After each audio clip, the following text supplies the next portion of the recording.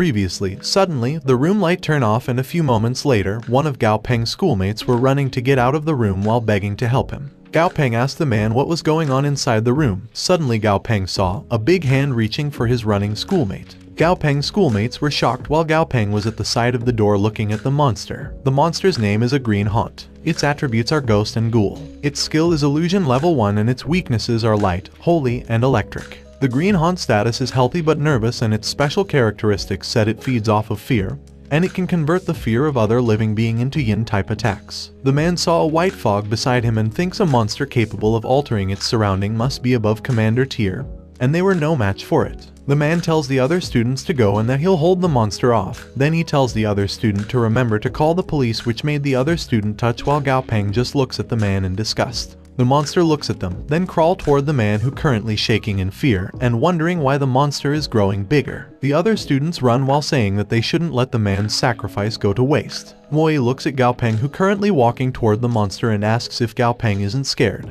Gao Peng responded why would he be scared if they were in ancient China and the monster named Green Haunt would have been dubbed a ghost. Moi hides behind the door while looking at Gao Peng. Gao Peng said in reality, the green haunt is just a monster, and if it's a monster, it has a weakness, and if it has a weakness, then it can be defeated. Then Gao Peng tells Goldie to attack, to which Goldie immediately followed. Goldie runs toward the screaming green haunt, while the man shouts to Goldie to stop because the monster is at least commander tier. Goldie kicks the green haunt and uses its forbidden domain skill, which made the illusion slowly fade. The man was shocked and asked where is the monster and where is the white fog. Then the man noticed the monster and pointed at it. The man shouted that another monster has appeared near the window. Then the man looks at Gao Peng in shock and asks Gao Peng what's going on. Gao Peng responded that there's nothing to be surprised about because it's an illusion and a good one at that. On the other hand, Goldie kicks the green haunt out off the window and said that his kick will teach the green haunt not to be arrogant. Gao Peng shouted to ask Goldie why did he kick the green haunt out the window, which made Goldie confused.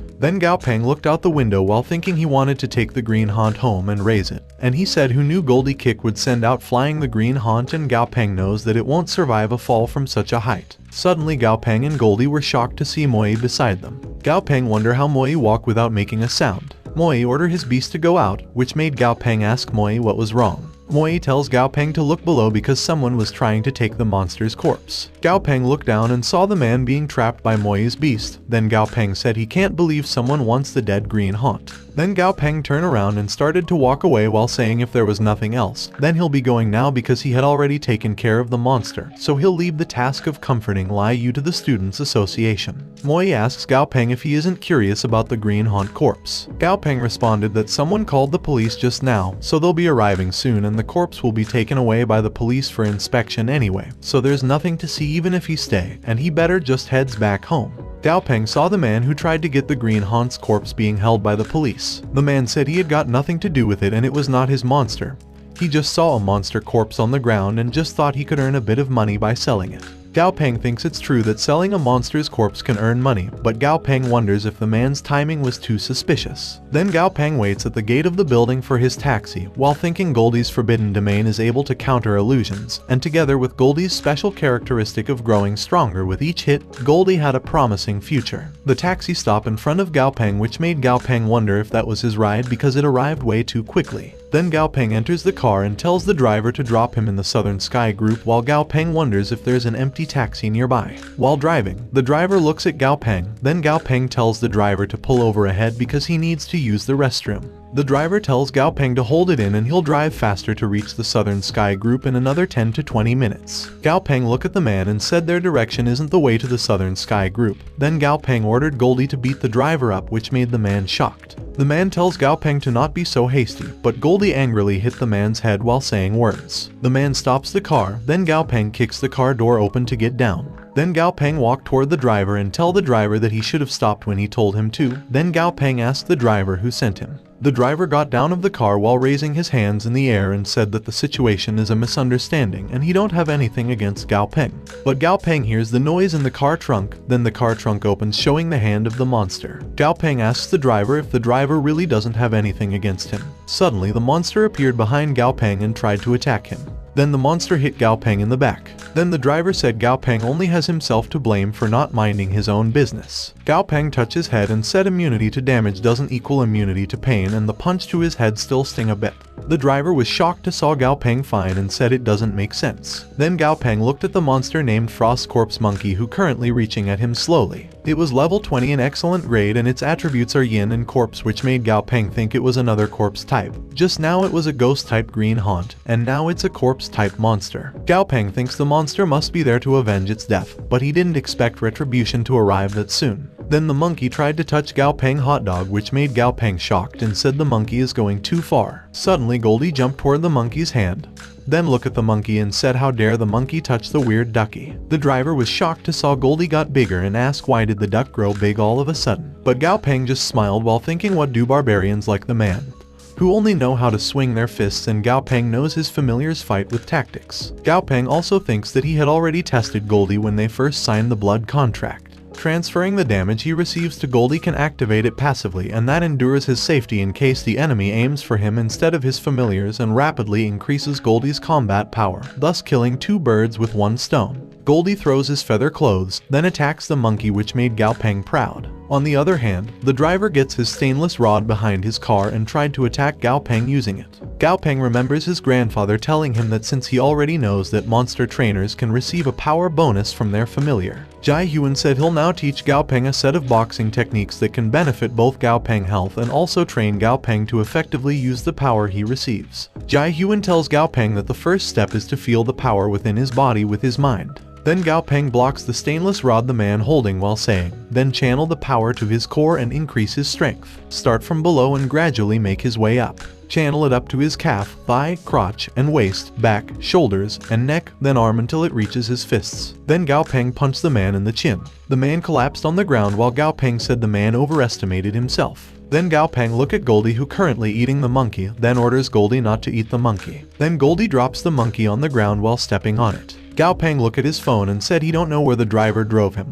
but he remember his grandfather telling him to contact one person if he ever needs some assistance. Gao Peng call the man, and the man answers immediately. Then the man asks Gao Peng how may he help him. Gao Peng responded that he encountered some trouble, and that he don't know where he is right now, and that he should be somewhere near the old city area. Then Gao Peng asked the man if they can find him and send over some people who know how to fight. The man on the other line said Gao Peng location is being automatically transmitted to them the moment Gao Peng calls their number. Then the man asked if Gao Peng needs them to rush over to his current location immediately. Gao Peng responded that they were so advanced, and he tells the man to come over and he'll wait for them. A few moments later, the helicopter arrives at Gao Peng location.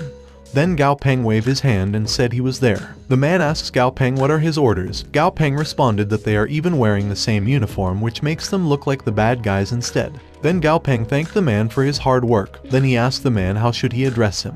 The man responded his name is Wang Ye. Wang Ye tells Gao Peng that all of them there are indebted to Jai Huan, and now they handle Jai Huan less scrupulous affairs. Wang Ye also said if Gao Peng has any affairs that can't be brought to light, they're the right people for the job. Gao Peng looked at the unconscious man on the ground and said after helping his friend with something, he got into a bit of trouble with a shady organization, and the person laying on the ground is probably one of the shady organization's members. Wang Yi responded that he understands and tells Gao Peng to leave it to them. Then one man tells Gao Peng that the driver is probably a member of a Xiangxi-based criminal group, and there are 7 core members in the group. 2 commander tier familiars, a mid-stage commander tier night terror ghost, and an early stage commander tier ghost child respectively. Gao Peng started to walk away while thinking the criminal group was so weak, and he thought he was being targeted by a huge shadowy organization with hundreds of members under its command, not some mere thugs. Then Gao Peng tells Wang Yi that he'll leave the rest to him. Wang Yi said the criminal group is just some street thugs. Then he tells Gao Peng to rest easy. Then Wang Yi tells his team that their target is the Xingmao building in Yushis's old city area. Then Wang Yi and his team come back to the helicopter while Gao Peng tells them to capture the 2 commander tier familiars alive if possible, but their safety comes first. Meanwhile, in Yuzhou, in an urban village, the woman in the bed asks the man beside her why isn't he sleeping. The man responded that there was something wrong because his brother C still hasn't contacted him yet, and he can't reach C's number either. Then the man gets in under the bed while saying maybe they messed with the wrong people. Then he orders the woman to get dressed because they're leaving. Under the bed, the man was looking at the monster while saying he felt more at ease with the monster by his side. A few moments later, the man peeked into the door to check the outside. Then he tells the woman that the back is clear and they should go. Suddenly someone pointed a flashlight in front of them while asking them where are they 2 going at that time of the night, which made the man shocked and asked who is that. Wang Yi orders his team to subdue the targets using anesthesia bullets. Then they attack the man and the women, which made the man drops the jar he's holding. The jar opens and the monster pops out of it screaming and attacking the people around it. Wang Yi team said the Night of Terror ghost has lost control. Wang Yi tells his team not to worry and be careful not to fall for the Night Terror ghost's auditory hallucinations. Suddenly the horse jumps to the wall and attacks the Night Terror ghost. Then the horse stepped on the Night Terror ghost's body to avoid it escaping. Wang Yi looked at the Night Terror ghost and said their mission is accomplished. A few hours later, Wang Yi meets Gao Peng, which made Gao Peng said it hasn't even been 2 hours, but Wang Yi succeed in the mission. Wang Yi responded that he's glad that they didn't disappoint Gao Peng. Then Wang Yi pointed to the horse and Night Terror ghost, then asked Gao Peng to look at it. The horse monster's name is Red Blood War Horse. It was level 32 commander tier and its status is healthy but haughty. Its grade is excellent and its attribute is fire. The horse's ability is Sunfire level 2 and its description said it still retains the hardiness of the war horses it has evolved. The monster who is currently being stepped on by the horse is named Night Terror Ghost. It was level 27 commander tier and its status is heavy injury and angry. Its grade is excellent and its attributes are ghost and ghoul. Also, its ability is illusion level 2. Gao Peng thinks the horse should be Wang Yi familiar and what a coincidence for it to counter ghoul type monsters. Suddenly Gao Peng noticed something and saw the monster named Jai Spirit, a ghost child, hiding behind the horse. It was level 23 commander tier and its status is healthy but scared. Its grade is normal and its attributes are ghost and ghoul. Its ability is illusion level 1 and its description said one of the 24 mythical spirits of old. Jai Spirit, a ghost child or wailing night spirit, is often formed from babies who died prematurely. It is usually childish and timid in nature. Gao Peng think it was interesting, and aside from the aquatic dragon, that is the first time he encountered a monster from an actual legend. Wang Yi asks Gao Peng if he is interested in the ghost child, which made Gao Peng wonder why Wang Yi called the Jai Spirit a ghost child.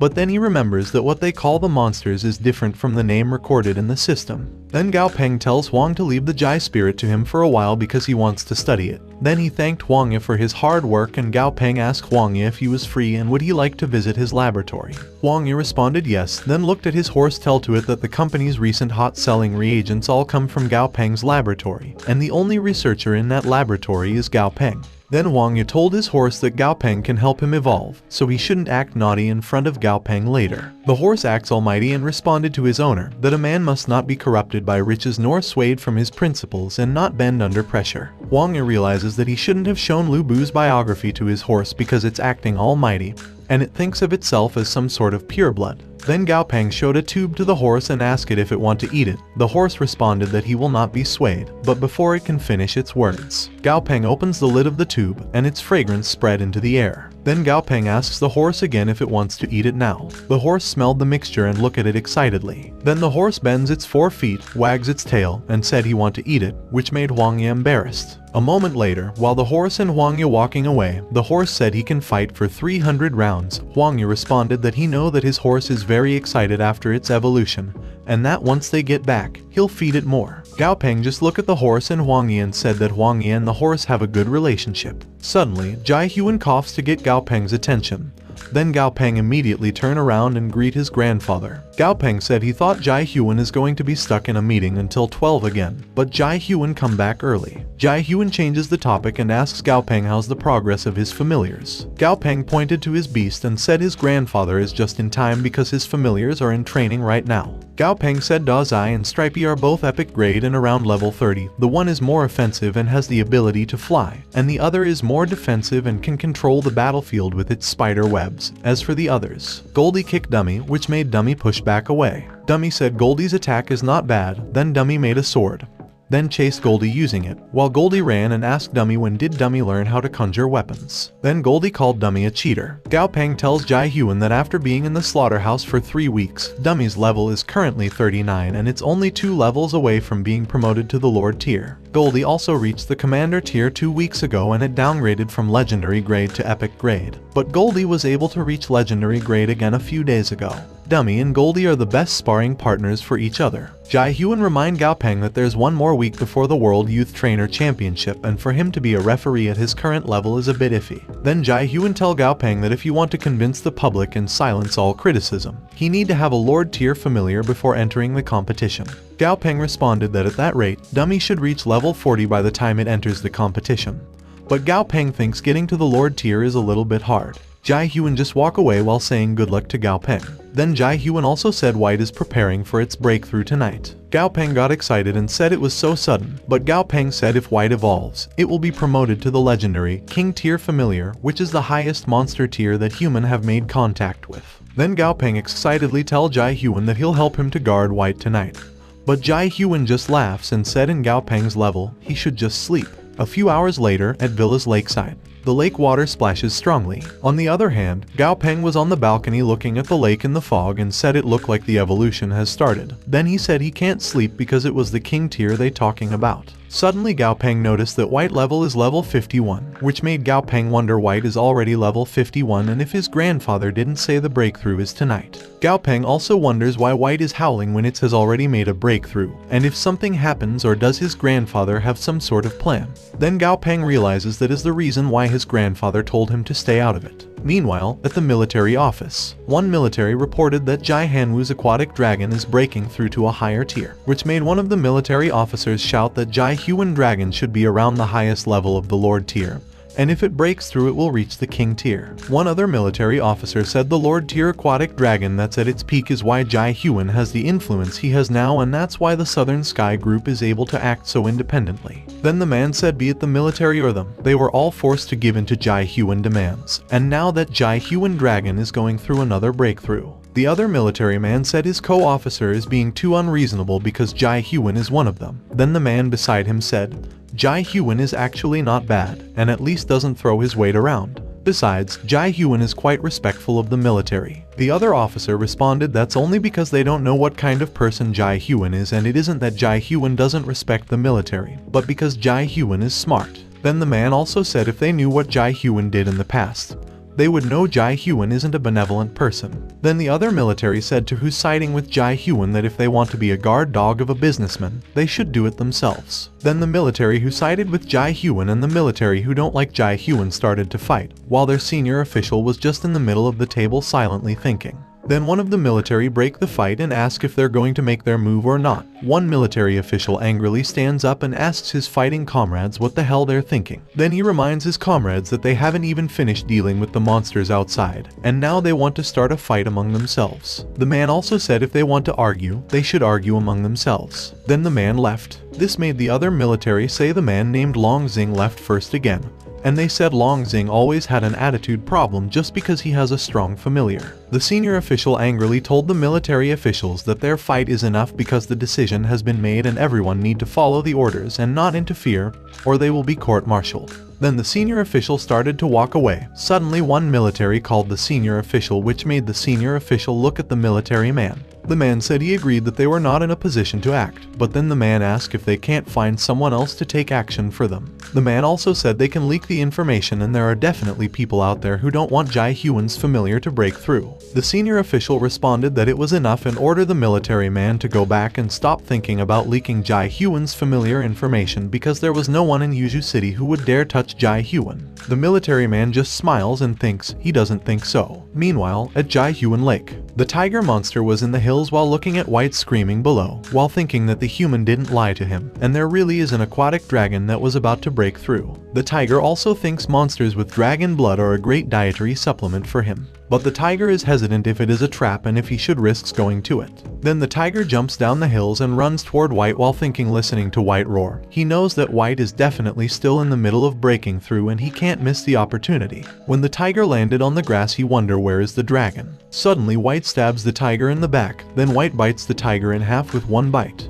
The next morning, Jai Hyun was at his office looking out of his window when Xiao Zhu called him on the digital device. Jai Hyun responded that he was done in his office. Then he asked Xiao Zhu how's it going over in Xiao Zhu's current location. Xiao Zhu responded that the security department has found a few other spies in the company even though they purged them once in the past. Then Xiao Zhu said they'll use the opportunity to properly do another cleanup, and as expected, the moment Jai Hyun show a hint of weakness, the rats will waste no time scurrying out of their hiding place. Jai Hyun orders Xiao Zhu to clean the rats out, to which Xiao Zhu immediately follow. On the other hand, in the company's technology department, Xiao Zhu arrived. The security man said the door is locked. Xiao Zhu orders his beast to go, then his beast kicks the door, which made the door destroyed. When the door opened, a monster showed which made Xiao Zhu say hiding a familiar behind the door is a cheap trick. Xiao Zhu familiar punched the monster which made the monster die. Then Xiao Zhu ordered the security to bring a few men inside and check the place thoroughly. Then he ordered one of the securities named Xiao Lai to inform Team 2 to guard the exits, which the securities followed.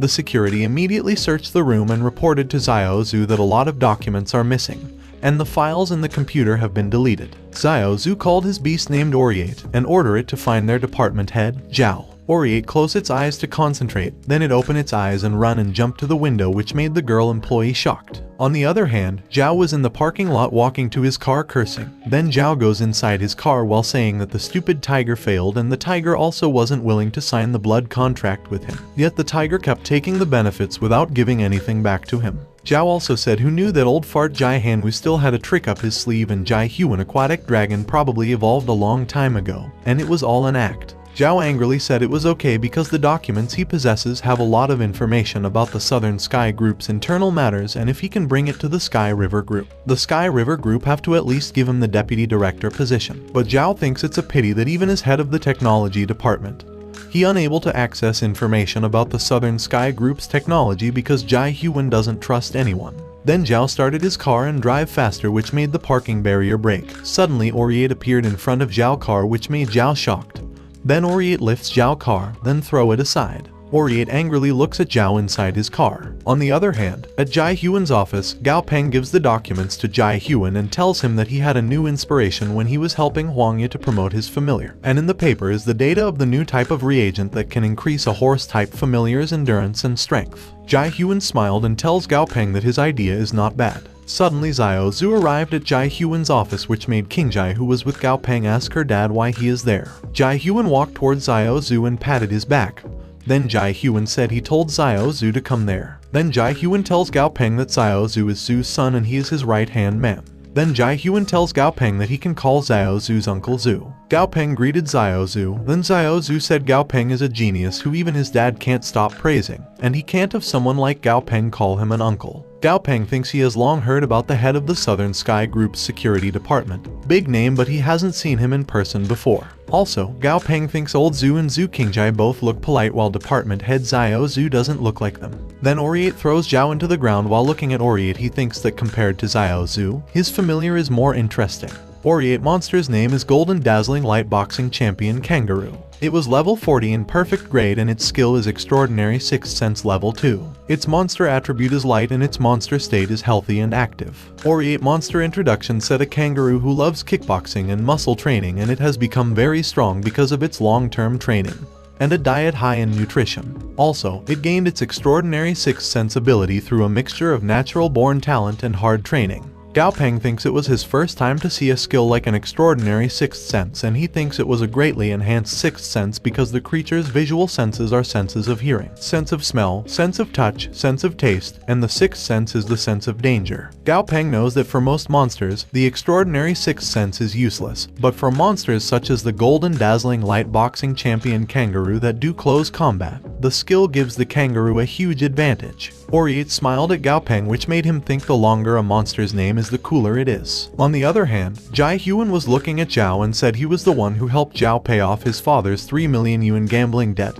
and Jai Huan said all these years he have trained Zhao as one of his trusted aides. Zhao shakingly responds that Jai Huan has treated him well. Jai Huan said it was understandable if Zhao wanted to leave. Then Jai Huan tells Zhao that he could have gone anywhere he wanted and he wouldn't have bothered him. But Zhao shouldn't have taken the documents and attempted to find a better future at their rival group. Zhao shakily bowed his head and begged Jai Huan to give him another chance. Jai Huan angrily called Gao Peng's name. Then Jai Huan looked at Gao Peng and asked if it was him, how would he handle the situation? Gao Peng responded that he'd make an example out of Zhao. Jai Huan said Gao Peng thinking is good because if they were living in a peaceful era, they would obviously let the law take its course, but they're living in a new world now. Then Jai Huan tells Xiao Zhu to make sure there are no loose ends, and if anyone asks, tell them it was an experiment that went wrong and that Zhao, unfortunately, died at his post. Then he orders Xiao Zhu to increase the compensation to the Zhao family by 2 levels. Xiao Zhu immediately agrees and drags Zhao, who currently begging for his life, to Jai Huan and Gao Peng and saying that he was wrong and he worked for many years with the Southern Sky Group and he has sacrificed his blood, sweat, and tears. A night comes at Jai Huan's villa lakeside. White is happily wagging its tail. On the other hand, at the balcony, Jai Huan asks Gao Peng if he's still thinking about what happened earlier. Gao Peng responded that he was just thinking about what other people would think if they had forgiven someone who betrayed the company and leaked the company's internal matter to their rival. Gao Peng look at the lake and ask if the people would think to try betraying the company too, since they could just ask for forgiveness if they were caught. Then Gao Peng said they can't set a bad precedent. Jai Huan responded that originally he wouldn't have wanted Gao Peng involved in those shady things, but as his grandson, Gao Peng can't be raised as a sheltered flower. Gao Peng tells his grandfather not to worry because he understands. Suddenly, White threw something using its tail on the balcony to Gao Peng and Jai Huan's side, which made Gao Peng and Jai Huan confused. They look at the hole and saw Stripey Dizzy. Jai Huan and Gao Peng look at Happy White. Then Jai Huan said White has been very playful these few days. Then Jai Huan tells Gao Peng that he'll ask White to catch a few high-level monsters for dummy leveling.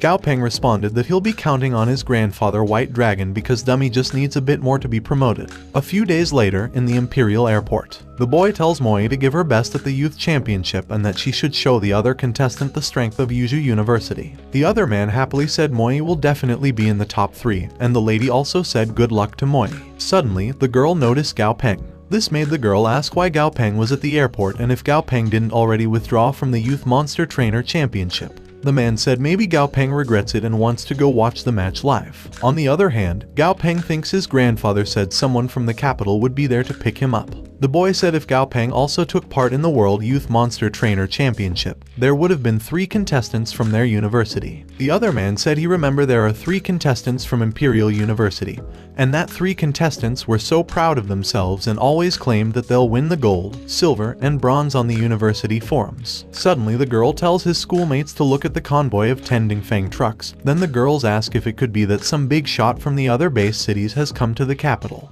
On the other hand, Gao Peng thinks it is so high profile when they are just there to pick someone up and they must be scared that people don't know they're rich. But the man smiled at Gao Peng, which made Gao Peng wonder why he have a bad feeling about the situation. The man bowed to Gao Peng and asked him to get in the car. Gao Peng responded that he need to get his familiars first. But the man tells Gao Peng not to worry because they'd already sent someone to pick up his familiars and his familiars are in another vehicle. The man also said they can depart once Gao Peng confirms it, which made Gao Peng wonder if he didn't tell his grandfather that he wanted to keep a low profile. On the other hand, the boy wonders if Gao Peng had such a rich background. Then the other man wonders if the special ride is there to pick up Gao Peng. Also, the man also asked if Gao Peng background didn't say his parents passed away a long time ago. A few moments later, Gao Peng goes into the room and greets Zhu Tianmen, one of the 12 elders of the Monster Trainer League and former chairman of the 9 Mountain Group. Zhu said Gao Peng is young and promising. Then he asked Gao Peng if he was around the same age as the contestants. Gao Peng responded that he's not just around the same age, he was also a contestant who withdrew. Zhu said regarding the issue of letting Gao Peng be a referee, Jai Huan and he both approve. But old Ping Zhang doesn't agree because Ping Zhang doesn't trust someone as young as Gao Peng and he wants a referee who's more steady and calm.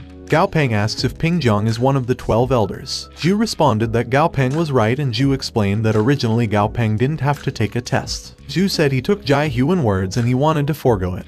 But there are some people who are making an issue out of it, so Zhu said he have to trouble Gao Peng to come with him to take the test that will shut those people up. To which Gao Peng confidently agrees. A few moments later, Gao Peng with Dummy and Zhu arrived at the training room. The girl walked toward them and called Zhu's grandfather and asked Zhu what bring him there. Zhu introduced Gao Peng to his granddaughter named Zhu Meng Meng. Zhu also said that Meng Meng is in 3rd year at the Imperial's University, and she is 2 years ahead of Gao Peng. Gao Peng happily greets her, while Zhu tells Meng Meng that she needs to call Gao Peng a little brother because Gao Peng is Jai Huan's grandson. Meng Meng asks Zhu if he's talking about Jai Huan from Yuzhou. Zhu said she is right and he tells Meng Meng not to look down on Gao Peng even though he is 2 years behind her and the reason Gao Peng came to the capital is to take part in the Youth Trainer Championships as a referee. which made Meng Meng shocked and said Gao Peng is so young for being a referee to the Youth Trainer Championships. But Zhu just walked past them and said it is precisely because Gao Peng is young, so those old geezers want them to test Gao Peng.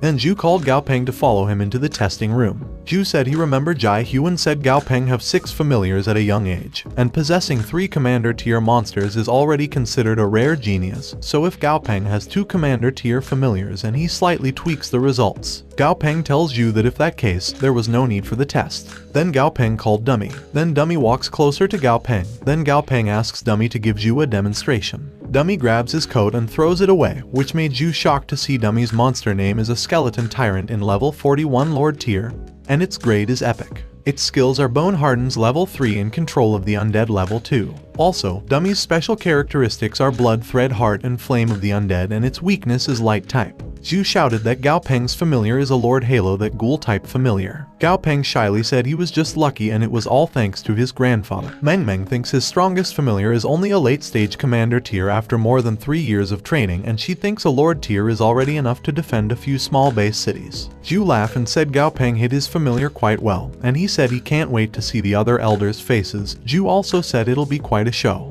A moment later, at the World Youth Monster Trainer Championship Live, the reporter named Han Yunzheng from Southwest TV, reporting live from the World Youth Monster Trainer Championship, and she said there's an hour until the championship begins, but the atmosphere is already very lively. A half hour later, a girl reporting from Magic TV pointed to Moi on the screen and said there was only half an hour until the championship begins and contestants are starting to enter the arena. After waiting, 8 o'clock arrives. The host welcomes the audience to their first ever World Youth Monster Trainer Championship, and the very first friendly exchange between the new generation of monster trainers. The host said she believes the audience is very excited, so she'll explain the rules of the tournament. The host said there are a total of 64 contestants and only 32 of the contestants will go on to the second round, and only 16 will go on in a similar fashion until they determine who's the strongest monster trainer. On the other hand, in the arena waiting area, the man contestant said the tournament is about to start, then he asks the other contestants if they were nervous, but the other contestants just ignored him.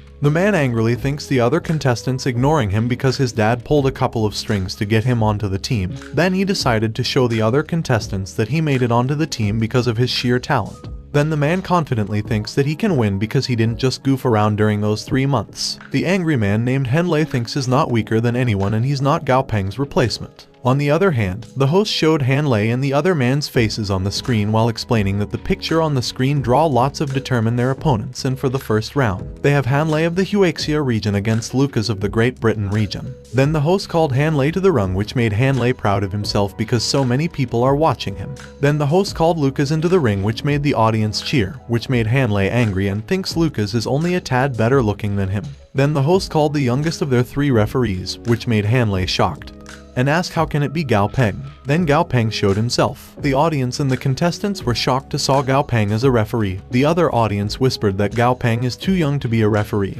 and they believe it even though they said Gao Peng is a contestant. Also, Gao Peng's schoolmates from Yuzhou University were shocked and said people can have the same name but not the same looks. Meanwhile, in the Chang'an city at Han family's estate, Han was watching the television and wondered if Gao Peng didn't accept his money to withdraw from the tournament. Han also said apart from talent, one's background is much more important to become a referee, and he wondered if his background check on Gao Peng is wrong. And he was sure Gao Peng is sly. At the same time he wonder what if Gao Peng trips Hanlei up. Then Han clicks the phone in his chair and orders someone from another line to put him through to Director Chen of the Monster Trainer League. Director Chen accepts Han call, then Han asks Chen if he can help him contact Gao Peng. Chen responded that Gao Peng is currently busy refereeing in the tournament, and Chen said if Han want to talk to Gao Peng he can call him after a match, and if Han had nothing else to say he'll be hanging up. Then Chen hang up, which made Han angrily called Gao Peng's name. Meanwhile, in the arena, Gao Peng made everyone silent and said he was indeed one of the referees of the tournament, and is only 18 years old. The audiences were shocked and shouted that the minimum age requirement to sign a blood contract is 18 years old. Then they asked Gao Peng angrily if he did become a referee right after signing with a familiar. The other audience also angrily asked how can a pipsqueak like Gao Peng be a referee. Then they called the situation a setup. But Gao Peng calmly flipped his hand and called Dummy. Dummy jumped behind Gao Peng. Then Gao Peng ordered Dummy to show his skill to the audience. But Gao Peng also tells Dummy to remember to limit his range and don't accidentally injure anyone. Dummy used his summoning skill, which made everyone shocked including Hanlei and his beast on the side. Then Gao Peng asks the audience if they still have questions about his qualification. One of the audience said that Gao Peng is so scary because he is only 18 years old but he had a Lord tier familiar. He also wonders if Gao Peng is cheating. The man beside him said no wonder they invited Gao Peng to be a referee. Otherwise, the other contestants wouldn't have stood a chance and he thinks the organizer is wise. The man tells his friend that just earlier he just accused Gao Peng of being a setup but now he's taking his words back. On the other hand, Gao Peng explained the rules and said stepping out of field bounds is forbidden and there are no restrictions on the battle techniques they can use. However, directly attacking their opponent is forbidden. Then Gao Peng also said the match is over when one of the contestants admits defeat or when one of their familiars is unable to continue fighting. Then Gao Peng asks the contestants to move to the command area. Then Gao Peng signed to start the match while saying the first match of the tournament begin. Hanlei Beast immediately ran toward Lucas Beast, which made Gao Peng think the victor is basically determined, and that is kind of boring. Gao Peng also thinks it was a pity that he can't place bets as a referee. Hanlei Beast monster named is Skeletal Rhinoceros. It was level 27 in excellent grade and its attributes are Ghoul and Bone. Its status is healthy and currently competitive and its weakness is Holy. Skeletal attacked Lucas's beast named Swamp Monster. It was level 26 in excellent grade and its attributes are Earth and Mud. Its status is healthy and currently afraid and its weaknesses are 1. Wood and 2. Water. Gao Peng thinks although the Skeletal Rhinoceros is at a higher level and its condition is better than the Swamp Monster, the Rhinoceros is actually at a big disadvantage. The Swamp Monster skill ooze level 2 and as long as its body isn't completely separated, it will be immune to physical damage. The Rhinoceros was confused why his feet were being trapped by the swamp. Gao Peng knows that despite being a Ghoul type, the Rhinoceros hasn't awakened any Ghoul type spells yet, and it can only rely on its strong skeletal structure to fight while being countered by the enemy's attribute. Hanlei angrily realized that the information he received stating that Lucas's familiar was a silverback gorilla is fake, and he wondered where the swamp monster come from. Then Hanlei called his beast idiot and ordered it to move on already. The rhinoceros jumped and broke free from the swamp monster, but the audience saw the swamp monster is catching up to the rhinoceros again. Gao Peng asks Dummy if it were Dummy was fighting the swamp monster, what would Dummy do? Dummy responded that he will chop it up the swamp monster. The rhinoceros was currently mildly injured because it was attacked by the swamp monster, which made Gao Peng walk toward Hanlei while thinking Hanlei is about to be eliminated, and it was a shame. Then Gao Peng asks Hanlei if Hanlei want to admit his defeat. Gao Peng also tells Hanlei that his performance had actually been quite good. It's just that Hanlei was a bit unlucky, and Gao Peng said he hoped that Hanlei won't be disheartened by today's defeat. Hanlei shouted that he will not admit defeat because he haven't lost yet. Then he asked Gao Peng if he was jealous that he can compete but Gao Peng can't. Then Hanlei also said that why Gao Peng pulling those tricks on him. Gao Peng calmly responded that he's acting as a referee now, and he tells Hanlei that risking damaging his reputation just to get back at him is only an idiot would do. Gao Peng also tells Hanlei that he's only giving him a reminder out of goodwill, and it's better to be a coward for a minute than dead for the rest of his life. Gao Peng explained that the swamp monster is corroding his familiar and defeat is just a matter of time. Also, if Hanlei admit his defeat now, Hanlei can still save his familiar, but if he chooses to keep going, then Gao Peng pointed to the rhinoceros who was heavily injured. But Hanlei just pushed Gao Peng aside and ordered his rhinoceros to get up, which made Gao Peng wonder if Hanlei still did not want to give up. The rhinoceros heard Hanlei and broke free from the swamp. Then the rhinoceros in pain looked at Hanlei and said he got up. Hanlei angrily shouted to his rhinoceros what is it standing there for. Then Hanlei ordered it to hurry up and kill the swamp monster because they must win. But the rhinoceros shakily looked at his master in pain. Still, Hanlei don't care and shouted to the rhinoceros to stop whining and orders it to hurry up and attack. Gao Peng thinks the rhinoceros is not bad because it has a strong will, but it was unlucky to have met such a master like Hanlei. The rhinoceros used its last energy and attacked the swamp monster. This made Gao Peng shocked because the fortified fiberglass protective screen, which could withstand even a commander tier monster's attack, has been punctured by the rhinoceros. But the rhinoceros condition said it's on the verge of death and needs to provide treatment as soon as possible. Gao Peng realizes the rhinoceros' last attack is last burst of strength. Then Gao Peng announced that contestant Han's familiar has fallen to the ground for more than 30 seconds, so the winner is contestant Lucas. The rhinoceros called Hanlei, but Hanlei just walks past it and called it useless. Hanlei also said to his beast that he doesn't care if it died because his father will just find him another stronger familiar, which made the rhinoceros cry in pain. Gao Peng shakes hands with Lucas and congratulates Lucas, while Lucas asks if the rhinoceros is okay and if Hanlei does not have any morals because he just ignores his own familiar. Gao Peng tells Lucas not to worry because they'll take care of the rest. Then Gao Peng walked toward the rhinoceros and tell it that he was a good familiar, and his master doesn't deserve him. Then Gao Peng angrily looks at the rhinoceros. Meanwhile, on Union News said, a referee has become the hottest topic of the tournament, and the referee's name is Gao Peng, who was Huaxia Region's 11 contestant who withdrew from the tournament. Also, Gao Peng is only an 18-year-old referee with a Lord tier familiar. Meanwhile, in the World Youth Monster Trainer Championship arena, the host said she believed the audiences are tired after watching a whole morning's worth of matches, but she asked the audiences to be patient because next was the 32nd match of the first round, and it was also the last match of the first elimination round. Then the host called the Huaxia Region's champion contestant named Yuji with his familiar name the Black-Scaled Tiger. It was level 32 in perfect grade and its attribute is dark. Its abilities are Hardened Scales level 1 and Darkness Mastery level 1. The tiger's special characteristic is Eye of Darkness. Passive effect 1 said the black-scaled tiger can see perfectly in the dark, and not only are spirits visible to it, but it also has a high affinity for the darkness element. Active effect 2 said looking at its target can make its target fall into a state of darkness, subjecting its target to a night environment that has the lowest visibility. Then the host called the Yingli region's champion contestant Brandy with his familiar named Wailing Serpent Tree. It was level 30 in epic grade and its attribute is Wood. Its abilities are Tough Tendrils level 2 and Accelerated Regeneration level 1. The tree's special characteristic is Acidic Sap. Passive effect 1 said its sap is highly corrosive and it can spray it from a specialized organ in its body and cause corrosive damage to an enemy. Passive effect 2 said it leaves a high amount of acid inside the bodies of its prey. Passive effect 3 said if its acidic sap is left to stew inside its body for a long time, it will gain additional effects, such as increased acidity or anesthetic effect, and its weakness is fire. The audience excitedly said the champion of the Huaxia region versus the champion of the Yingli region was exciting to watch. The other audience said the winner is definitely Yuji, but the other said Brandy isn't weak either because Brandy is Yingli region's number 1, after all. On the other hand, Gao Peng announced that the match began. The tiger slowly walks toward the tree, which made Gao Peng think although the tiger is 2 levels higher, its grade is 1 level lower than the tree. Therefore, there's a chance the tree is a bit stronger than the tiger. But Gao Peng knows that neither familiar seems to be weak against the other's attributes, and the tiger's innate ability probably wouldn't be able to have any huge effect on the tree. However, the tree has a much wider range of attacks than the tiger. Still, Gao Peng thinks the tree is plant-type familiar, and like most plant-type familiars, it has a generally known flaw and its mobility is restricted. Gao Peng also thinks that both familiars have an equal probability of winning.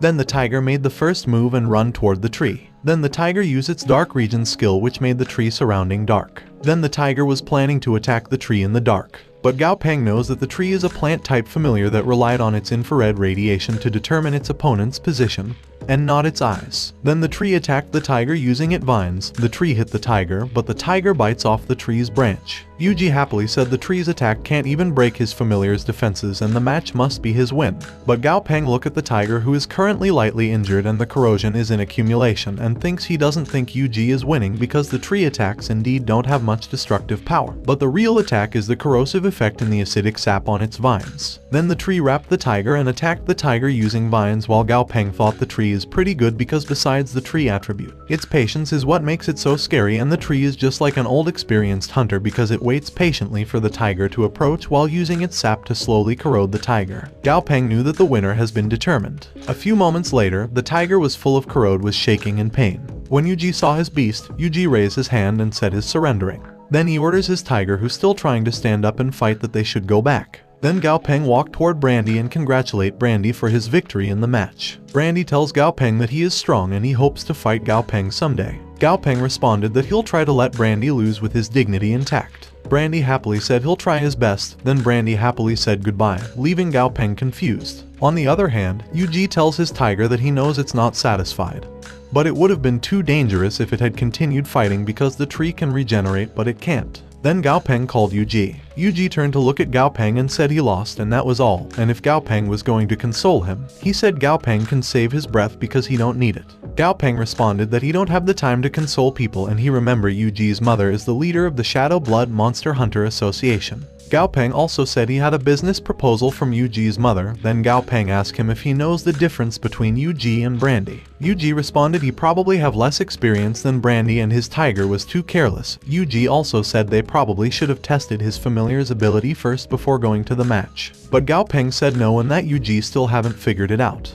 Then Gao Peng explained that Yuji's familiar's grade was one level lower than the tree's, and the tree is an epic grade familiar while Yuji is just an average perfect grade tiger. Yuji realizes that the reason why Brandy is confident enough to send out a plant-type monster because plant-type monsters not only have notoriously restricted mobility, which makes it nothing more than sitting ducks in the face of long-range attackers, but most of it is also at an extreme disadvantage against fire-type monsters. Then Gao Peng held Yuji's shoulder while saying if Yuji's tiger had reached epic grade, it would have had the speed and power necessary to shred the tree into pieces before it even had time to regenerate its limbs. Then Gao Peng said he knows of a way to evolve Yuji's tiger and he should let him know if Yuji is ready to take the next step.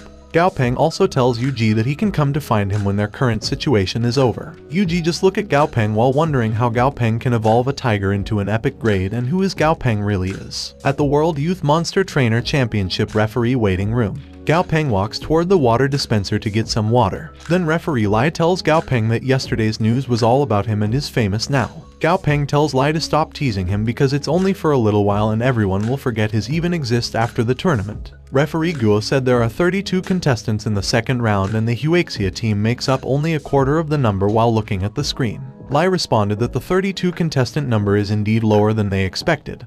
But it's not surprising. Although the Southeast Asian and African regions were less developed than their country before the cataclysm, their natural environment is very suitable for monsters to survive, so their familiars' fighting capabilities are very strong. Then Lai angrily wonders if he should say the African and Asian region familiars' fighting capabilities are very brutal. Guo also said he heard what Lai said before because he's from Kunju, near the Southeast Asian region, and the Asian train their familiars by pitting them against each other. Gao Peng was shocked to hear the familiars in Asian train their familiars by pitting them against each other. Then Gao Peng asked Guo to tell them more about it. Guo said all the major Southeast Asian countries were combined into a single region when the New World Allied government was formed. A lot of children lost their parents in the early days of the cataclysm and those orphans were placed in training camps by the government. When those orphans turned 18, the government would assign each of them their own familiars and let them fight it out until only one of them remained. The government only chose the strongest from every batch. As for the others, the chance for survival was slim. Gao Peng said it was so cruel. Then Lai said even though some excessive brutality is understandable since the world isn't the same as before, but he thinks it's still too much. Guo also said anyone who managed to come out of the government training regiment alive would be able to enter the upper echelons of society in the Southeast Asian region and they would be guaranteed access to everything from money to women as long as they name it. And if they chose not to participate, these orphans wouldn't even have a chance of survival, so it's hard for them to judge them. Gao Peng wondered if they could also set up their own training camp, and he think it doesn't have to be so brutal since he can promote a familiar's grade straight away. And for the children like Junzong who lost their parents, that will give them a chance to survive in the dangerous world. Meanwhile, at Jai Huan Villa Lake, Da Zai is lying on the grass relaxing. Suddenly someone angrily asks what Da Zai is doing, which made Da Zai wonders if Gao Peng is there and starts finding Gao Peng. Then Da Zai saw a small camera while Gao Peng said Da Zai may not know what the power of technology is, but he already know that Da Zai had been slacking off all the time and he wanted to give Da Zai a chance to realize Da Zai's mistake. But since that's too tall an order for Da Zai, Gao Peng said from now on, for every hour Da Zai slack off, 1,000 more sets will be added to Da Zai training routine, which made Da Zai sad and tells Gao Peng that he can explain. Gao Peng angrily said he had been watching Da Zai this whole time and he can see Da Zai every action very clearly. Then Gao Peng asked Da Zai how Da Zai intended to explain. Da Zai was in fear and tried to explain. In the end, Da Zai just made a cute face and said he liked Gao Peng the most. But Gao Peng just smiled creepily and asked Da Zai if he thinks that will work on him. Then Da Zai tried to act cute at Gao Peng and continuously said Gao Peng is the best, which made Gao Peng said he'll let Da Zai mistake one slide. But Da Zai should get all 10,000 sets done by today. Then he warned Da Zai that he was watching him, so he shouldn't even think of slacking off. While Lai and Guo were watching Gao Peng from behind and said every genius has their own quirk and they should be more understanding. Lai noticed the noise which made him say their break went by so fast.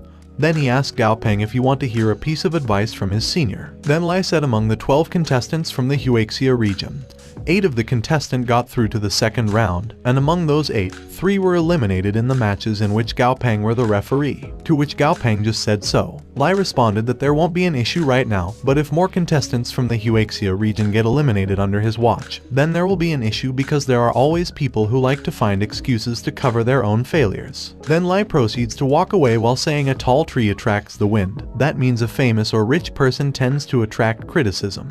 Then Lai wishes Gao Peng good luck. Meanwhile, at the arena, the host said the third match of the second round between Gang Mu from African and Kim Muen from Korea was coming up next. On the other hand, Kim Mu with his beasts was being cheered by his fans. Gao Peng thinks Kim Mu familiars is another silverback gorilla and swamp monster, which made Gao Peng wonder if that beast's appearance rate is too high, especially the swamp monster because almost every team has one. Then Gao Peng looked at the African contestant's familiar and said it was the first. The monster's name is Giant Tarsier. It was level 33 in perfect grade and its attribute is wood. The Tarsier's special characteristic is a spiritual brain. Effect 1. Passive effect said thanks to its spiritual brain, it is endowed with incredible psychic energy and telekinetic powers. Effect 2. Active effect said its spiritual brain also allows it to control low-level monsters that are mentally weaker, and its monster skill said despite its powerful mind, the Giant Tarsier has an incredibly weak body, so it's lax in melee combat. The other monster name is Rainforest Scorpion, who's controlled. It was level 29 in excellent grade and its attribute is water. Its ability is Fortified Exoskeleton level 1 and its weakness is earth. Gao Peng knows tarsiers are native to the Southeast Asian region and they are a shy species which usually feed off crickets and other insects. But the most interesting thing Gao Peng heard are tarsiers emotionally tethered to their habitats and they would die if they were removed from their homes for too long, to which Gao Peng wonder how did the tarsier sign a blood contract to become a familiar. Then Gang Mu called the tarsier mom and whispered something to it. Then the tarsier patted Gang Mu head. Gao Peng, who heard Gang Mu called the tarsier mom, is shocked. Gao Peng thinks he had heard of a special training method that involves pairing young children who have undergone special training with ape-like monsters that have recently lost a child. And through long-term cohabitation, those monsters gradually come to see those human children as their own children, which would make signing a blood contract with it much easier. But the most interesting thing is that those monster trainers will call their familiar mom, which means they are a foster child of their familiars and not a master. Gao Peng said it looks like that is the method the African contestant is using, and that's why Gang Mu was able to make the Giant Tarsier go against its own nature. To be merciless to oneself is what makes one ruthless. Then Gao Peng said the match started. The gorilla and the swamp monster, the tarsier and the scorpion, were looking at each other. Kai Mu thinks he hasn't seen a tarsier familiar before, so he should be careful. Then he orders his swamp monster to stop the scorpion. The swamp monster jumped toward the scorpion, but the scorpion used its skill and attacked the swamp monster, which made the swamp monster splash on the ground. But the swamp monster trapped the scorpion's hand, which made the scorpion confused and try to break free. Then Kim Mu saw the opening of his enemy and ordered his gorilla to attack the tarsier. Then the gorilla was going to punch the tarsier, but the tarsier used its telekinesis skill, which made the gorilla mind controlled.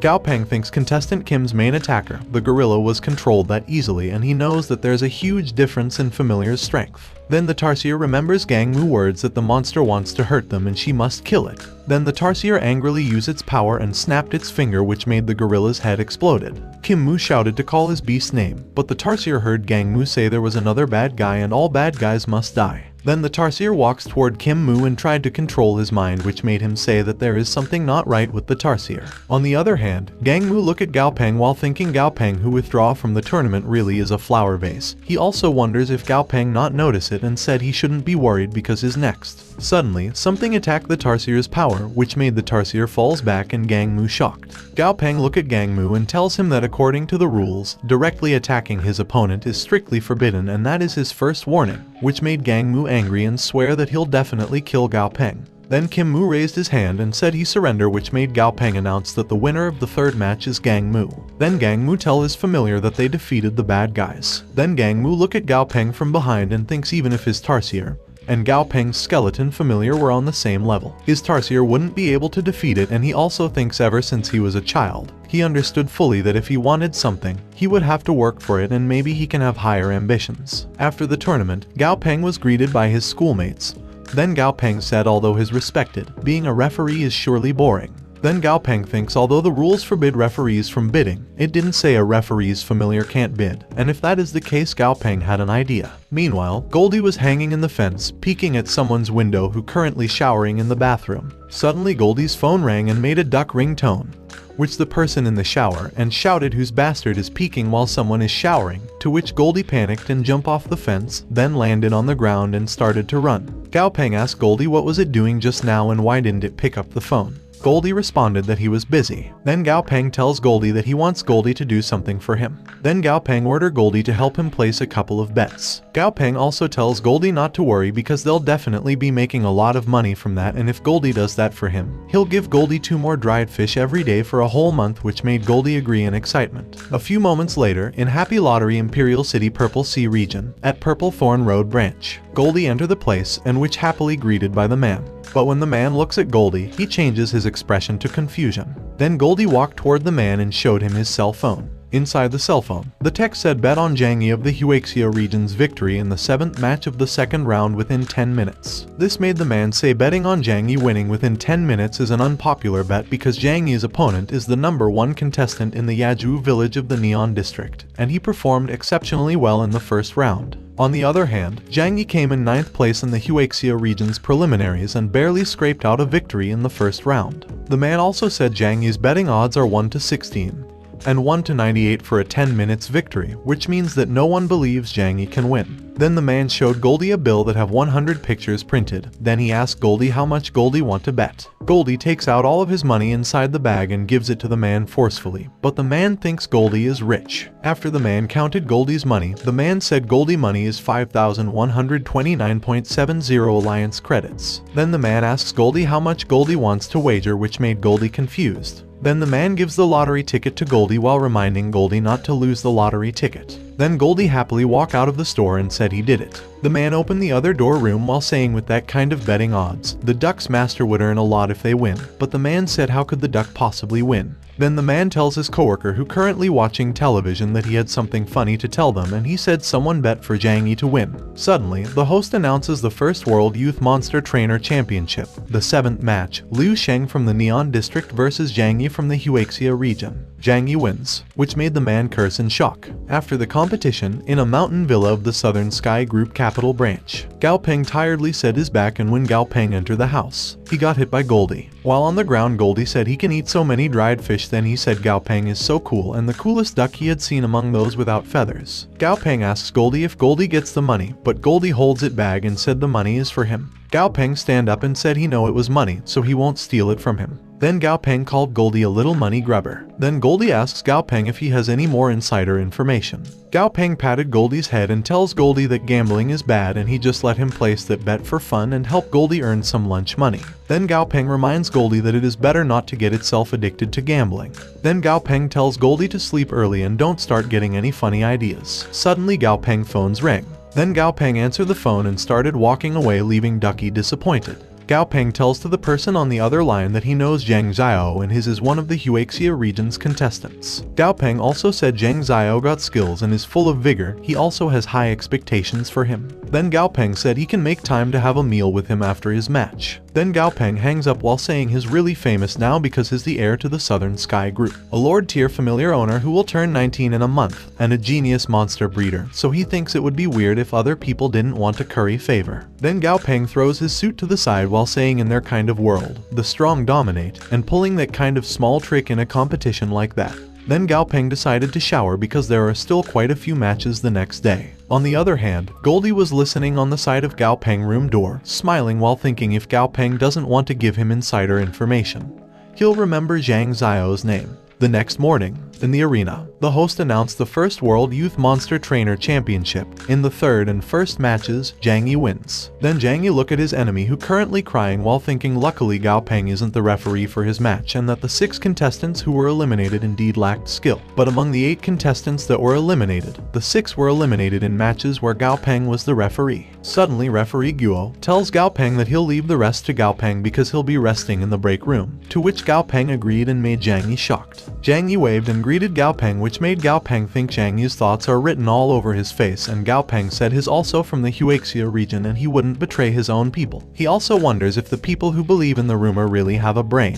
Then Gao Peng looked at his tablet while thinking when the contestant isn't strong enough, do the people really expect him, the referee, to get on the field to fight for them? Then Gao Peng just brushed it off and decided to take a look at the information of the contestant in the next match. The data showed a girl named Daisy whose region of origin was in the Great Britain region, and Daisy ranking is second place in the Great Britain preliminaries. Also, Daisy's familiar name is a sea dragon, which made Gao Peng said the sea dragon is an amphibious monster whose long neck and slender limbs are reminiscent of the long-extinct plesiosaur. It can only bring out its full potential in shallow waters, but the tournament is held on dry land, where the sea dragon's mobility is severely impeded. Then Gao Peng looked at the tournament schedule and said that the Skyfire Hound just now has a high chance of encountering the sea dragon, and although the environment isn't ideal, the sea dragon has an advantage with its size and attribute, and if they rally matched against each other, the Skyfire Hound will have a tough time winning. An hour later, Gao Leshi lose in 11th place, Long Binyu lose in 7th place, and Jun Moi lose in 5th place. The host announced that Huaxia region's last contestant Zhang Yi and contestant Daisy from the Great Britain region, who have inexorably climbed up the ranks, will be facing off against each other in the final match to decide once and for all who the strongest trainer in the current year's World Youth Monster Trainer Championship is. On the other hand, Gao Peng was watching the screen while thinking that he was right, because it really is the Skyfire Hounds against the Sea Dragon. Then Gao Peng opens his advanced gadget while saying he wonders if his familiars are training properly today. Meanwhile, at Villa Lake, Gao Peng called Goldie, who currently relaxing in a chair using the camera, which made Goldie shocked. Goldie fearfully called Gao Peng's name, but Gao Peng said he sees Goldie has been learning from Da Zai. Then Gao Peng tells Goldie to train well, and if he is able to gain 7 levels in a month, he'll give him 300,000 alliance credits for Goldie's effort, and he will be able to eat anything he wants. But Goldie waves his hand and responded that he doesn't need to train because he'll be getting a lot of money soon. Goldie also said he's exceptionally smart because he bet on Zhang Xiao. Gao Peng asks Goldie if Goldie went and bought a lottery ticket, and he asks Goldie how he buy the lottery tickets because the boss probably couldn't understand what Goldie was saying. Then Goldie showed the writing to Gao Peng and said Stripey wrote it for him because Stripey is a cultured spider and Stripey writing is really pretty. Stripey heard Goldie telling Gao Peng is the one who write it and hits Goldie's head while telling Goldie that he promised he wouldn't sell him out. Gao Peng asks Goldie why did he bet on Zhang Xiao and if he's daft because Zhang Xiao lost that morning and all his money is all flushed down the drain now. Then Gao Peng said in a teasing way that Goldie lost all his lunch money, which made Goldie shocked, turning into stone while Stripey walks away from him angrily. Then Gao Peng sits on the sofa while telling Goldie to stop being sad and that Goldie should train well. Gao Peng also tells Goldie if he can gain 7 levels in a month, he'll give him 300,000 alliance credits, and for every level, he'll increase his reward so he can earn way more that way than by gambling. But Goldie, who currently working out now, tells Gao Peng that he doesn't want money and he just wants to know who defeated Zhang Xiao, which made Gao Peng ask what is Goldie trying to do. Then Gao Peng said it was a fair match and the contestant who defeated Zhang Xiao was stronger than him unless they fixed the winner. He didn't do anything wrong. But Goldie just cryingly lift the dumbbells, to which Gao Peng said as long as Goldie train hard, he can guarantee that Goldie will be able to eat the most expensive duck treats in the world. Suddenly Lai asks Gao Peng if he's really not considering refereeing the final match. Gao Peng responded no way and said there are already lots of people on the internet accusing him of being against Zhang Yi, and if he loses the battle, people will definitely be throwing more shit on his way. A few minutes later, at the arena, Zhang Yi and Daisy together with their familiars are on the stage while the host announces that the long-awaited finals of the first World Youth Monster Trainer Championship will begin. Zhang Yi familiar are the monster named Goldenback Wild Boar. Its grade is normal in level 30 and its attribute is gold, and the monster is named Blackthorn Opium Poppy. Its grade is excellent in level 27 and its attributes are wood and illusion. The Poppy skill is Deadly Paralysis level 1. Also, the Skyfire Hound. On the other hand, Gao Peng was looking at Zhang Yi familiar from above while thinking the Blackthorn Opium Poppy has an interesting skill, and it can emit a type of gas that makes any creature that inhales it go into a hyperactive state and lose its sense of pain. Then, it'll wrap its vines around its prey and kill it. Gao Peng knows that to use the Blackthorn Opium Poppy as a supporting monster is clever, but Gao Peng's only concern is whether or not the other monsters would become addicted to the Blackthorn Opium Poppy's gas, and if they become addicted it will become a big problem. Meanwhile, contestant Daisy has sent her signature familiars named Sea Dragon along with the 2 Earthen Rivers Otters. The Earthen River Otter grade is excellent and it was level 28 and 29 and its attributes are earth and water. Also, the Sea Dragon and Diplocoric variant grade is epic and its level is 34. Its skills are Hardened Scale level 2, Dynamic Visual Acuity level 2, and Water Elemental Mastery level 2. Its attribute is water and its weakness is electricity. The Sea Dragon's special characteristics are Diplocoric and innate skills. passive Effect 1 set increases dynamic vision and improves visual sharpness. Effect 2 and Effect 3 are inactivated. It's Heart of the Beast. Effect 1 passive effect set improves overall physical strength. Effect 2 active effect is said to give itself a burst of power for a short period of time. This made Gao Peng think he only thought humans would only have diplocoric, and it even has unknown skill effects. Gao Peng looked at the sea dragon while thinking it was like Dummy's blood thread heart. The sea dragon probably has an organ that has an extraordinary ability. Gao Peng thinks he can tell that kind of skill isn't some cheap good that they can get at the market judging by all those inactivated effects. Then Gao Peng silently tells Zhang Yi not to lose, otherwise people will blame it on him again. On the other hand, Lai said the match began. Then Zhang Yi immediately ordered his poppy to spread the pollen, which the poppy immediately did. The pollen was spread to the boar and Skyfire hound, which made the Skyfire and boar strong. Then the boar screamed angrily and ran toward the two otters. Then Daisy orders his otter to use the shield wall, to which the otter immediately follows and blocks the boar attack. Daisy thinks the white jade basalt is very hard and is rich in earth elements. So the earthen wall created by the otters is also very sturdy. Otherwise, the wall would have been broken by the boar. Suddenly, the Skyfire jumped behind the boar and launched an attack, but the sea dragon used its tail to hit the Skyfire. Then it looked at the boar and attacked the boar using its claws, which made the wall also broken. Gao Peng thinks Daisy's sea dragon is indeed extraordinary, but then Gao Peng looked at the lightly injured but excited boar who currently looking at the sea dragon. Then Gao Peng said after losing its sense of pain, it's hard to make the boar lose its will to fight, and if Daisy wants to win, she'll have to really up her game. Then the Skyfire angrily screamed to boost its power and launched an attack at the sea dragon while the sea dragon was looking at the boar. But the sea dragon noticed it and used its skill to change the terrain, which changed its surrounding into the sea and made the boar, who still charging forward, slow, and the Skyfire stopped its attack. The Skyfire angrily looks at the sea dragon, who currently looking at the Skyfire too. Then the sea dragon uses its water pillar to stop the Skyfire burst attack. Gao Peng thinks that's not it, because the water pillars are just distractions and the sea dragon's body is hidden under the water, and the sea water's real target is the boar. Zhang Yi notices it and orders his boar to come back quickly, but it's too late because the dragon bites the boar. Gao Peng flinched and thinks the sea dragon bite surely killed the boar, and Gao Peng said illegal drugs are really harmful. Gao Peng also thinks the Skyfire hound has very good battle instincts.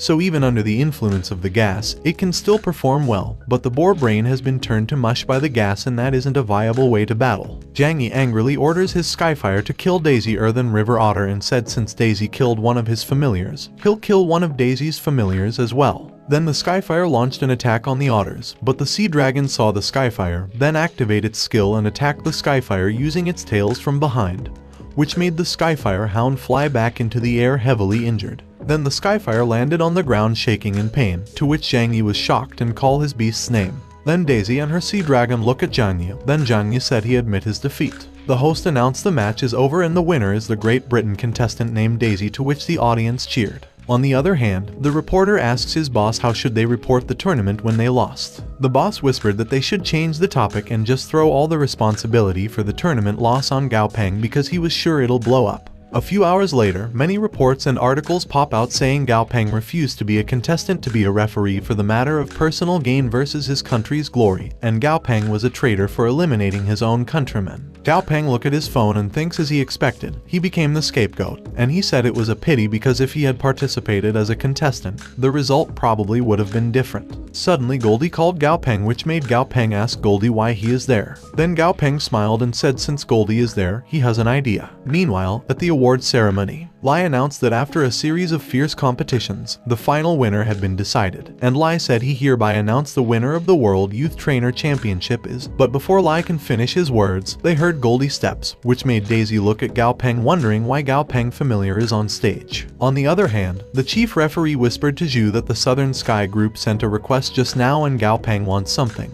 but he thinks it was a bit inappropriate. Zhu responded that it was normal for young people to be impulsive, and he ordered the chief referee to tell the others to cooperate. On the other hand, Goldie pointed at Daisy and said Daisy is the one who caused him to lose his lunch money, which made Daisy confused. Then Gao Peng tests his mic if everyone can hear him. When Gao Peng confirmed that they didn't cut the signal of his microphone, he said firstly, he want to congratulate Daisy on becoming the champion of the World Youth Trainer Championship. However, his little friend Goldie doesn't feel satisfied with the result. Gao Peng also said his little Goldie is just turned 1.5 years old and is now at mid-commander tier. However, the contestants and the familiars that were chosen to come there to compete are the best of the best from their regions, so how can a peasant duck from the countryside compare? Then Gao Peng asks Daisy if she can help him and asks her sea dragon to teach his little duck a lesson. Daisy forcefully smiles while thinking she won't gain anything from winning.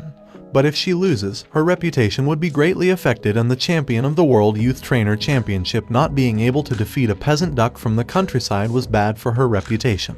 Then Daisy notices the organizers aren't giving any response, which means they've already approved of Gao Peng's request, and this could even be the organizers' idea in the first place, so she knows she won't be able to refuse Gao Peng. Daisy smiled and said she accept Gao Peng's challenge, but she dares say she won't be able to teach Gao Peng duck anything because it was a familiar of Monster Trainer who has a Lord tier familiar, after all. Gao Peng thinks Daisy's words are sarcasm, but he determined that Daisy is about to become a victim because it's understandable for Daisy to want to complain. Then Gao Peng pointed to Goldie, who was currently angry, and ordered it to go. Then Goldie ran toward the sea dragon. The sea dragon once again moves and turned its surroundings into water while Goldie was launching at it. But Goldie uses his skill to make the water in his way disappear. Then Goldie jumps and kicks the sea dragon's face, which made Daisy shocked and called her familiar's name. The sea dragon used its tail to attack Goldie, which made Goldie thrown to the wall. Then the sea dragon immediately uses its long neck and tried to bite Goldie. Fortunately, Goldie avoided it, but the sea dragon immediately attacked Goldie again using its claws, which made Goldie thrown on the ground.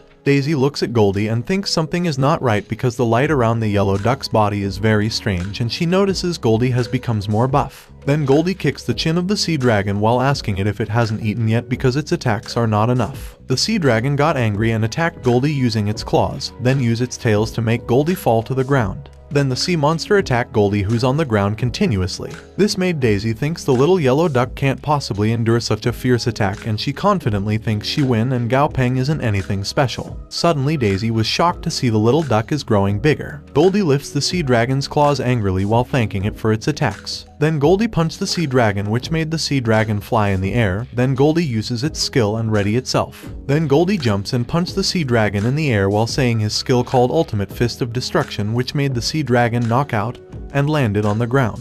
Goldie happily flexes his muscle while Daisy repeatedly says she admits defeat. Then the audience cheered for Gao Peng and said that is Huaxia region's strongest. The media always like to spread fake rumors, and they knew that the media were just trying to find excuses. On the other hand, Gao Peng tells Daisy not to worry. Although the sea dragon's condition doesn't look too good, it just bruises and it'd be fine after a few days of rest. Then Gao Peng handed his laboratory ticket to Daisy and said Daisy can come to join him at his laboratory anytime. Gao Peng also apologized for what happened, but Daisy angrily storms out while saying she's from a rich and powerful family in Great Britain, so why would she go all the way to the Huaxia region to join another person's laboratory? Gao Peng just smiled and think in less than 5 years, his laboratory will become one of the world's leading laboratories. Gao Peng also thinks Daisy chose to ignore him today, but he was sure Daisy will end up wanting to curry his favor in the future. Meanwhile, at the villa, Jai Huan was happily preparing the liang pie and tangerine sweet that Gao Peng favorites when his phone rang. Jai Huan picked the phone and he already knew who is it. Then Jai Huan transferred the call to the advanced gadget, and the colonel said he had a situation over there and he know Gao Peng has just come back. But he wouldn't have called Jai Huan if it wasn't an emergency. Jai Huan responded he know that there would be trouble every time the colonel called. Then Jai Huan asked the colonel to tell him what is the situation. The colonel responded that the things in the mausoleum of the first emperor have come to life, which made Jai Huan stand up in shock. Meanwhile, in the suburbs of the Lingtong district, at the northeast of Chang'an City, the captain looked at something while saying that it was the 10th day. Then the man behind him asked if the tomb of the first emperor was really in there. Suddenly the ground shook, which made the military panic. Then the ground started to break. Then the thunder light showed something from afar, which the military man asked what is it. Suddenly the statue starts saying a words, "O strong warriors of Qin, save their nation together, and battles shall not cease until their blood bleeds dry," repeatedly. The chief military shockingly said the terracottas have come to life. Then the main mausoleum collapsed, showing a coffin that was currently being dragged by the 2 red horses. Then one of the military men shouted at everyone to be alert, and he tells his comrade to prepare to fire. Then the military golden god beast also arrived at the place. Suddenly the person inside the coffin angrily said, "A mere little yellow bird dares to call itself God." Then a few minutes later, the military noticed a dragon in the sky, and they said it was the white dragon and Jai Hyun has arrived. On the other hand, one military tells terracottas that it was not their intention to disturb nor become enemies with their majesty. However, the land in front of their majesty is a holy and impregnable land of the alliance government, and if their majesty really wants to infiltrate the land, they will also not shy away from war. A person inside the coffin said a dragon, while the military man said if their majesty is willing to ally with them, they are willing to provide their majesty with the latest information about the current world. The person inside the coffin responded, granted. Then the military reported that the target has retreated back to the mountainside and they should continue to monitor the situation. Then the colonel tells Jai Hyun that he's getting tougher as he ages and he'd believe it if he said he was going to live for another 100 years. Jai Hyun responded that the colonel is right because he still want to hold Gao Peng's child after all. The colonel tells Jai Hyun to stop showing off his grandson because everyone there had a grandson. Then the colonel tells Jai Hyun to hurry back to his villa. Jai Hyun touches White and tells the colonel to take care over there because that thing inside the tomb of the first emperor gives off an evil vibe. Jai Hyun also tells the colonel to call him if anything happens. Meanwhile, on the lakeside, Flamey was peacefully enjoying the water. Suddenly something launched into the water which made the water shake uncontrollably and made Flamey confused. Then White pop out looking at Flamey, who explaining that he was just checking the temperature of the water for White. Then White dive under the water which made Flamey fly away to the lake. But in the end Flamey was collapsed on the water which made Gao Peng laugh and said his familiars is all the same. Gao Peng thinks his grandfather came back safely and he realizes his grandfather has to go deal with trouble personally every time there's an emergency. And it looks like Jai Hyun has some kind of agreement with the government. Perhaps that is one of the reasons why the Southern Sky Group is as successful as it is today. The alliance government needs his grandfather's strength, so Jai Hyun is an important asset to the government, and that is a good thing for the survival and development of the company. But it also means his grandfather will be forced to put himself in the face of danger, and who knows how strong of an opponent his grandfather would have to meet one day. Then Gao Peng gets his phone while thinking maybe he could train a trustworthy Lord tier monster trainer for the Southern Sky Group, and that would both strengthen the company and reduce the number of times his grandfather has to be sent out. Then Gao Peng thinks first that person has to be trustworthy and it'll be stupid to train someone to become a Lord tier monster trainer just to have them betray the Southern Sky Group like the Sly Man before. Then Gao Peng searched to his phone while thinking that person doesn't have to be loyal to him and it's fine if that person is only loyal to his grandfather. A few hours ago, inside the laboratory, Wang Yi was walking with his horse while thinking he received an order last night to work under Gao Peng, and Jai Hyun is the one who gave him his current life, so he's not supposed to complain, but being treated as an object that can be gifted to another makes him feel a little hurt.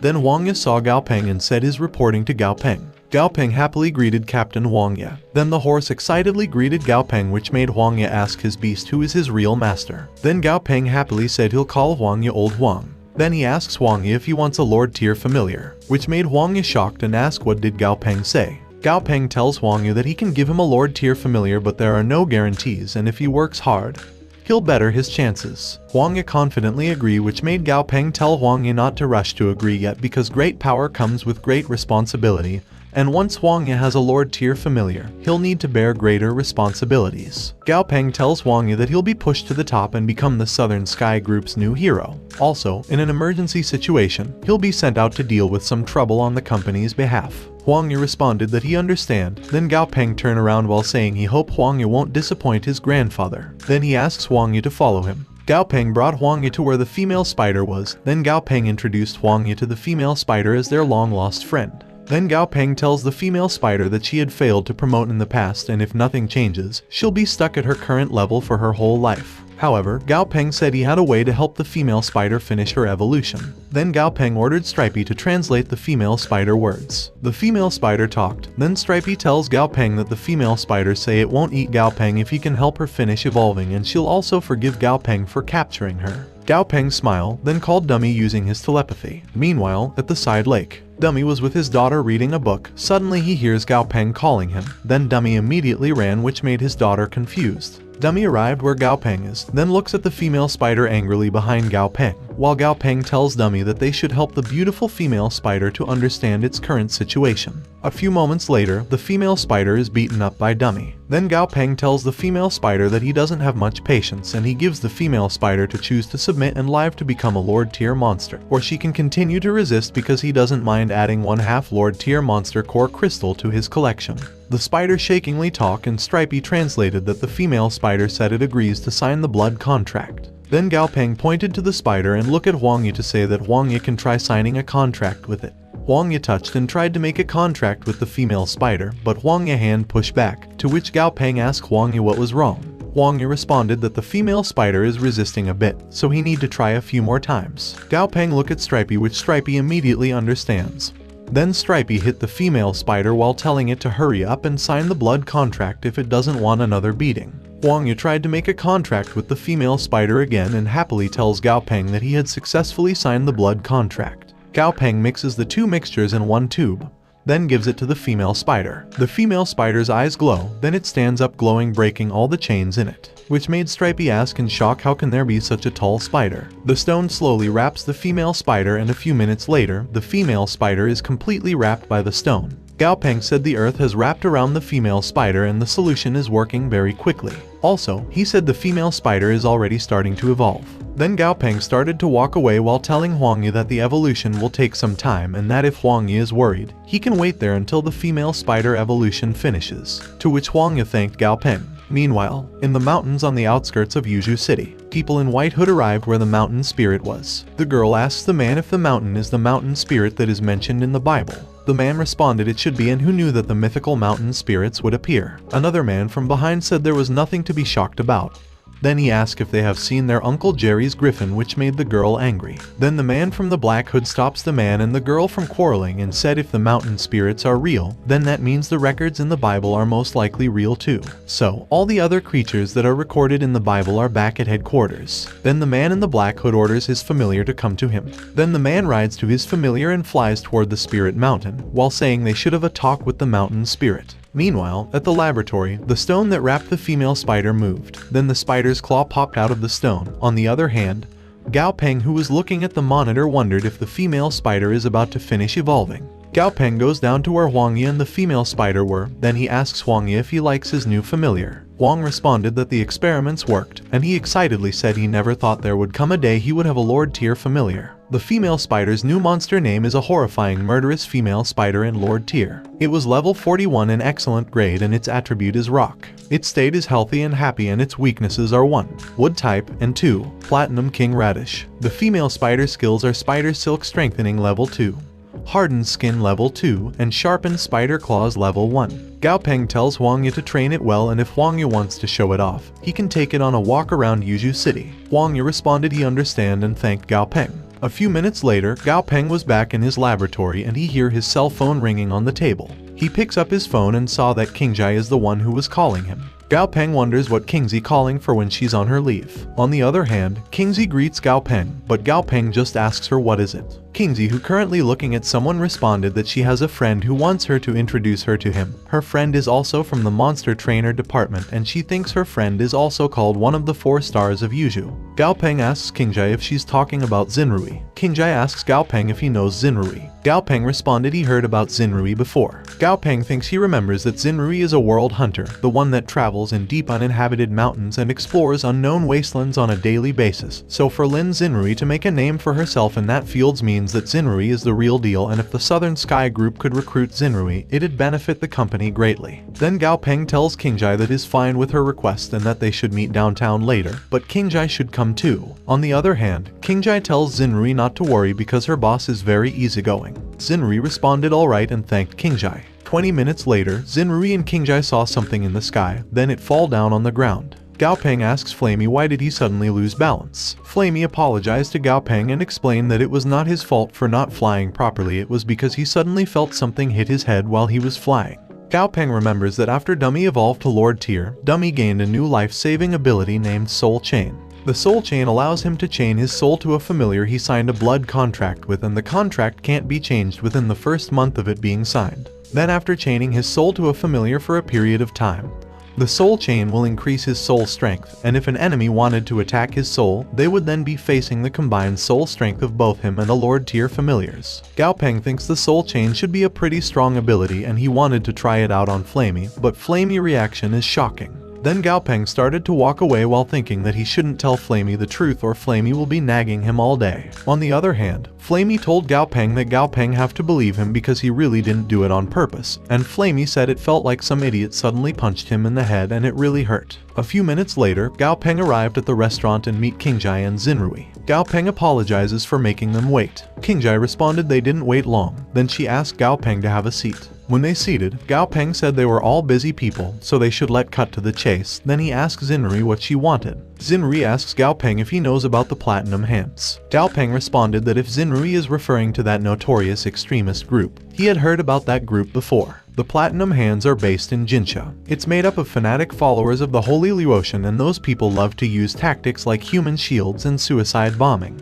Also, those people don't care about the lives of innocent citizens. Xinrui said those peoples are madmen who can't be reasoned with. Xinrui also tells Gao Peng that a few days ago, someone spotted people who resemble the Platinum Hands on the outskirts of Yuzhu City where the mountain spirits are gathered. This made Gao Peng wonder why those Platinum Hands can't just stay in Jinsha and why those people need to come all the way to Yuzhu. Xinrui said putting aside of Platinum Hands craziness, the scarier is the fact that there are at least a few hundred mountain spirits, and among them, even the weakest has the strength of a Lord tier. Also, if the mountain spirit were riled up by the Platinum Hands, Yuzhu City would be crushed flat in an instant. Gao Peng tells Xinrui to just spit it out and he asks her why did she come to him, or rather, what she hopes to gain from him. Xinrui responded that her goal is very simple. She doesn't like the Platinum Hands, so she doesn't want them to be roaming around Yuzhu. But she also doesn't want to deal with the Platinum Hands personally, so she hopes powerful groups like the Southern Sky Group could act as the protector of Yuzhu. Gao Peng thinks the situation is embarrassing because he thought Xinrui got to know about his ability from Qingjai, and wanted him to help promote her familiar's grade.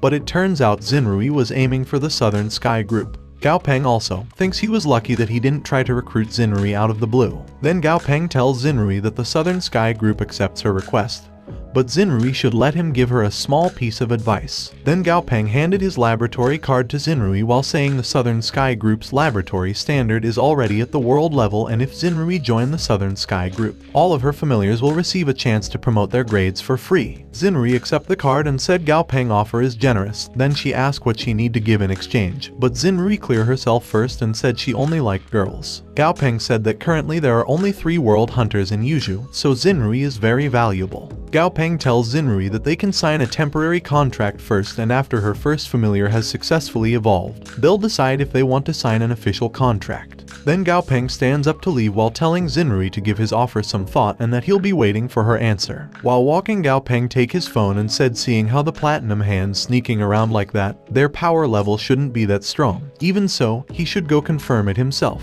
Then Gao Peng contacted Huang Yi and asked if he was at home. Then Gao Peng ordered Huang Yi to bring Dummy, Stripey, Flamey, and Goldie and meet him at the North Road exit. Suddenly Dazai appeared on the screen angrily telling Gao Peng that he didn't bring him and that Gao Peng is biased and not fair. Gao Peng asked Dazai if he was as strong as Dummy, which made Dazai confused. Then Gao Peng continued to ask Dazai if he can fly as fast as Flamey or if he is as durable as Stripey, which made Dazai sad. But Gao Peng still asks Dazai again if he can defeat Goldie, which made Dazai start sulking. Gao Peng lecture and tells Dazai that he give them the same training environment. But Dazai slack off during training, so he's the weaker than his other familiars by a whole lot. Then Gao Peng asks Dazai how can he bring him. Also, Gao Peng ordered Dazai to stay at home and focus on training. Goldie comforts Dazai while telling Dazai not to worry because he'll protect Gao Peng. But Dazai just ran away crying while saying they always bully him, which made Goldie confused. Gao Peng hang up and said Dazai should just stay at home because their mission will be really dangerous. A few moments later, outside of the Yuzhu City jungle, Gao Peng and Huang Yi with their beasts were running toward where the mountain spirits were. Suddenly Huang Yi was shocked and said something was not right. Then he tells Gao Peng that all that's left there is a large crater. Gao Peng responded that mountain spirits are lazy in nature, so mountain spirits won't move without valid reasons. Then Gao Peng wondered if could it be that the Platinum Hands have already made their move. Then Gao Peng looked at Flamey while saying they'll chase, and he wants Flamey to fly into the sky and alert them if he finds any traces of mountain spirits or human activities, to which Flamey immediately agreed. Then Flamey flies to the sky. Flamey reported to Gao Peng that Flamey see them and they are so many. Gao Peng responded, so many what? Flamey said to Gao Peng that he sees so many mountain spirits in one place. Gao Peng thinks that those platinum hands really have a method that attracts the mountain spirits, and Gao Peng think that if they use that method in Yuzhu, that place will turn into dust. Then Gao Peng tells Flamey that don't expose the fact that he is his familiar. Then Gao Peng orders Flamey that he should act as a monster in the wild that sensed a lot of mountain spirits in front of him. Then Gao Peng tells Flamey that Flamey panicked and fell from the sky, which Flamey immediately understood. Then Flamey acted and said, so many mountain spirits, how scary. They should run away. Then Flamey died while falling from the sky. The man in the hood saw Flamey falling from the sky and questioned himself if he see a one-legged bird familiar. The man also said normal monster would definitely not dare to come closer after sensing so many Lord tier monsters around here, but it flew so close. Then the girl said maybe Flamey is just dumb. The man in the black hood orders the other man to ignore it because their mission is about to begin. Suddenly the mountain spirits release lava, while the man in the black hood tells the mountain spirits to evolve and may the mountain spirits be blessed by the holy Liuatan. On the other hand, a bee flies toward the man in the black hood who currently praying. Then the bee goes inside the man's black hood. But before the bee bites the man, the monster in the man's back eats it, which made the man stripped, and he saw Gao Peng and Huang Ye coming toward them. The man kneeled on the ground, which made the other man panic and ask if he's okay. Then the man said they have company. When the man has done wearing his clothes, he orders his winged thunder ape to go and entertain their guest. Meanwhile, Stripey was flying back to Gao Peng while asking Gao Peng how is his acting skill, to which Gao Peng give Flamey an okay sign. Suddenly something was going to attack Flamey, then Flamey uses his skill, then Flamey uses his feathers to block the attack. While Dummy and Stripey protect Gao Peng, who currently wondering if they were found out. Flamey said he can't hold the attack any longer. Then Huang Ye order his female spider to use the elemental shield, to which the female spider immediately followed and blocked the attack. Flamey landed on the ground crying because his prettiest feathers disappeared. Goldie notices sad Flamey and gives his feather clothes to it. The man said since Flamey had seen it, he can't leave. Then he attacked Flamey again. But Goldie pushed Flamey away and angrily used his forbidden domain. But Goldie's forbidden domain didn't have an effect and Goldie got hit by the attack, which made Gao Peng called Goldie name in shock. Gao Peng walked toward Goldie while thinking even the forbidden domain isn't able to neutralize the attack. Although it activated its passive, it knocked Goldie out. Then Gao Peng realizes the attack is the strength of the Lord tier. The man thinks Goldie is useless now, and as for the other two Lord tier familiars, he flicked his finger. Then the monster showed itself at Gao Peng, who made Gao Peng shocked. The monster's name is a wood peacock. It was level 44 in perfect grade and its attribute is wood. Its skills are plant manipulation level 3 and fast healing level 2. Also, the peacock's special characteristic is a tree of life. Effect 1, passive effect said increases the host's manipulation of plant type monsters by 1 level. Effect 2, active effect said fully activates the healing effect of the tree of life and can create a life domain within a certain range. Also, all life forms recognized by the wood peacock within the range will obtain a healing effect equivalent to 1/3 of the wood peacock's own healing effect. Effect 3, active effect said fully activates the life force of all wood types and all large plants will receive life activation within a range, but effect 2 will be unusable within a certain time frame after use. The man tells Gao Peng to allow him to repent for the sins he had committed.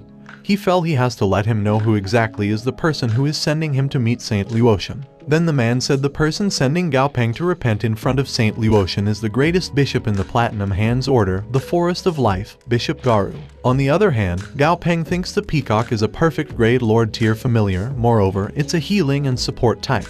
Gao Peng also knows that there's another Lord tier hiding in the shadows and it also has 2 Lord tier familiars. Gao Peng thinks that is going to be troublesome. Huang Ye tells Gao Peng that their situation is a bit difficult for them to handle, so he'll ask his Red Blood War Horse to notify Jai Huan through their blood contract. Gao Peng responded okay. Suddenly Flamey angrily attacked the man using its fireball while saying he lost his feathers because of the man.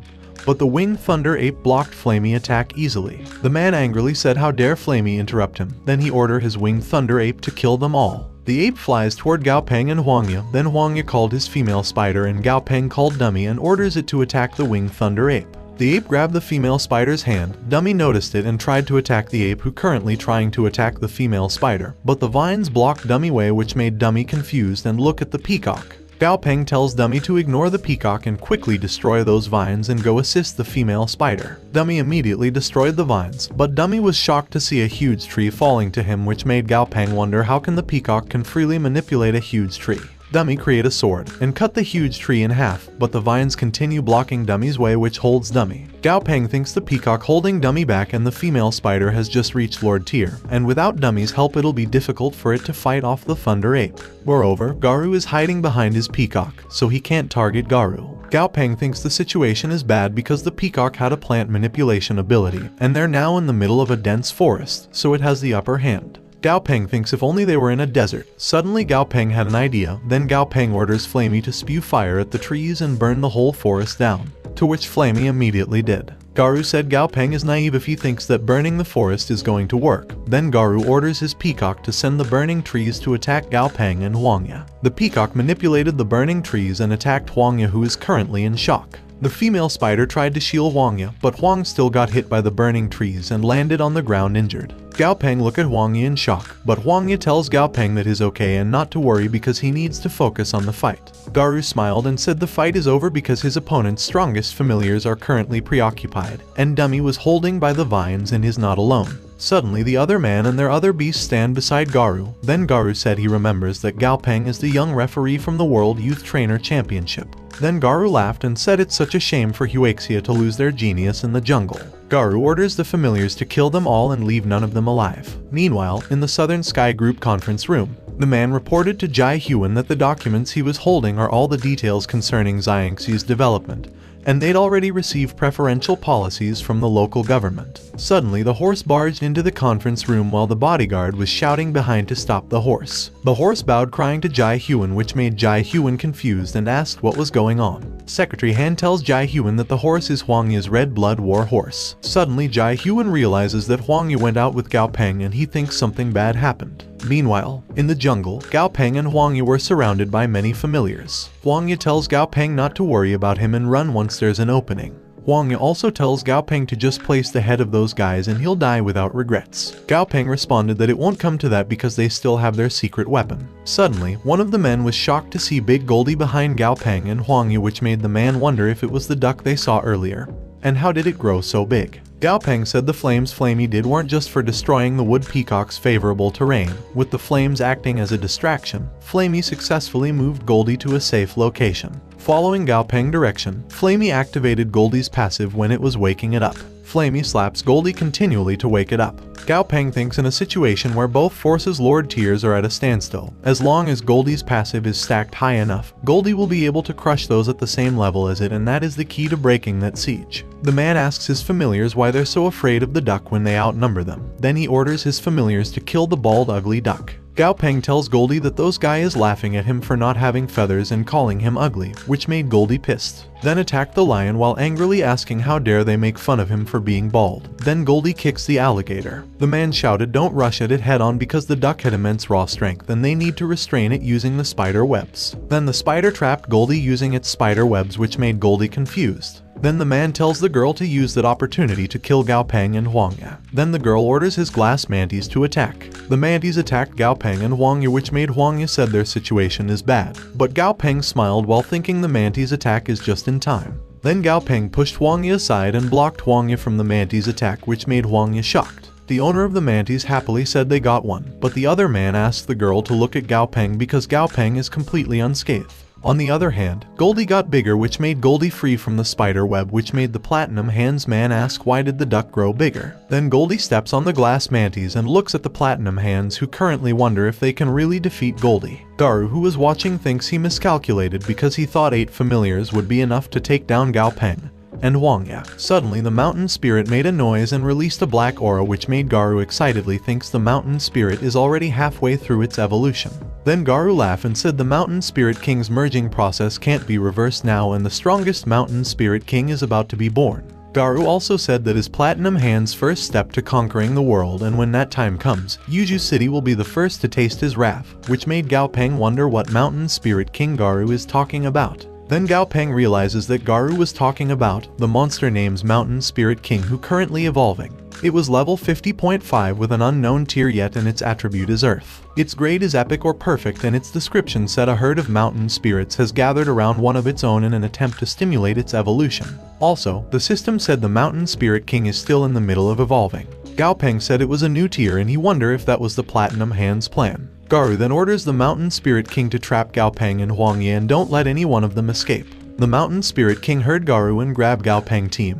But the Mountain Spirit King also grabbed Garu and his team, who were currently confused. Garu asks the Mountain Spirit King what the meaning of his doing, and why his trapping them too, but still the Mountain Spirit King grabs everyone. Gao Peng snaps some glow stick, then he asks Huang if is okay. Huang responded is okay. Gao Peng look at his surrounding while realizing that they were completely sealed in, and he wonders if they were inside the tremors. Then Gao Peng heard Garu and his team from behind, which made Gao Peng wonders if those platinum hands arguing with each other. Gao Peng thinks the platinum hands can't fully control the Mountain Spirit King either. Then Gao Peng saw a hole that keeps radiating heat. He thinks the hole looks like an exit, but he's not sure where it leads to. Gao Peng patted sad Stripey while thinking his grandfather should be on his way, and as long as they can hold on until his grandfather arrives, everything should be fine. Meanwhile, at somewhere, Secretary Han tells Jai Hyun that according to reliable sources, Gao Peng left the city through the exit, but they're not able to confirm Gao Peng's exact location. Secretary Han also tells Jai Hyun that a blood contract can only allow a trainer to communicate with their familiar telepathically within a certain range. Neither party can sense the other's exact location. Jai Hyun tells Secretary Han that he did a good job. Then Jai Hyun ride White while angrily saying he wants to see who dares to touch his grandson. Then he orders White to go. Meanwhile, in the Mountain Spirit King trap place, the Platinum Hands tried to destroy the wall using the Thunder Ape power, while Gao Peng teams just looked at Garu's teams. Gao Peng look at the wall and he thinks the wall is very tough, even the Lord tier tried to break it. And if it was a Commander tier, it probably wouldn't even be able to make a dent. Gao Peng knows that the Mountain Spirit King isn't dumb and it definitely won't let a group of monsters punch their way out of there. Gao Peng also knows that they won't break down the walls any faster than the Mountain Spirit King can create them. Then Gao Peng tells Flamey that if he had nothing to do, he should peck at Goldie's butt, just in case of an emergency, to which Flamey understands. Then Gao Peng holds his clothes while saying it was getting hotter and hotter there, and if it continues like that, he'll probably die of dehydration, which made Stripey look at Gao Peng sad. Suddenly Garu walked toward Gao Peng and tells Gao Peng that the situation is dire, so they need to have a ceasefire because they only have a chance at survival if their familiars attack the wall together, and Garu said he have a plan that can buy them more time. Garu said his plan is a sacrifice because now that the Mountain Spirit King is at a critical stage of its evolution, it needs an insane amount of energy. That's why it swallowed them, because they look like a delicious feast in the Mountain Spirit King's eyes. Then Garu pointed to the hole while saying that according to his knowledge, that hole leads to the Mountain Spirit's core and it'll continuously emit heat until its prey dies of dehydration. Then, the corpse will be slowly absorbed by the Mountain Spirit. Garu said if they send in a sacrifice, it'll stop emitting heat until it has finished enjoying its meal. Gao Peng asks Garu where are they going to find a sacrifice. Suddenly Gao Peng was shocked because he understands what Garu's saying.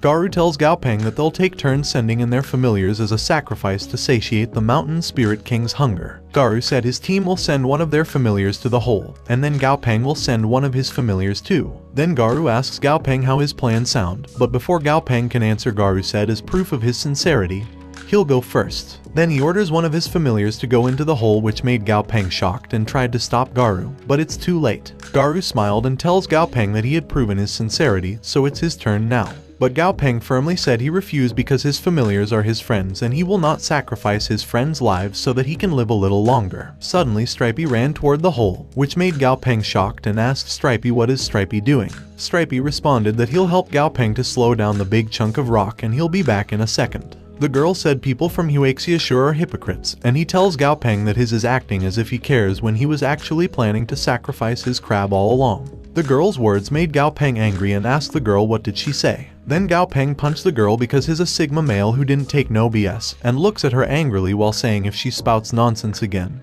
he'll tear her apart, which made the girl shake in fear. Then Gao Peng ran toward the hole with Goldie while saying their blood contract tells him that Stripey is still alive. Then he asks Goldie to follow him to save that little fool Stripey. On the other hand, the man tells Garu that they hit one of their own and Gao Peng team looks like they're not willing to cooperate. Then the man asks Garu if should they kill them. Garu responded that no need and they should let them throw their lives away and buy them some time.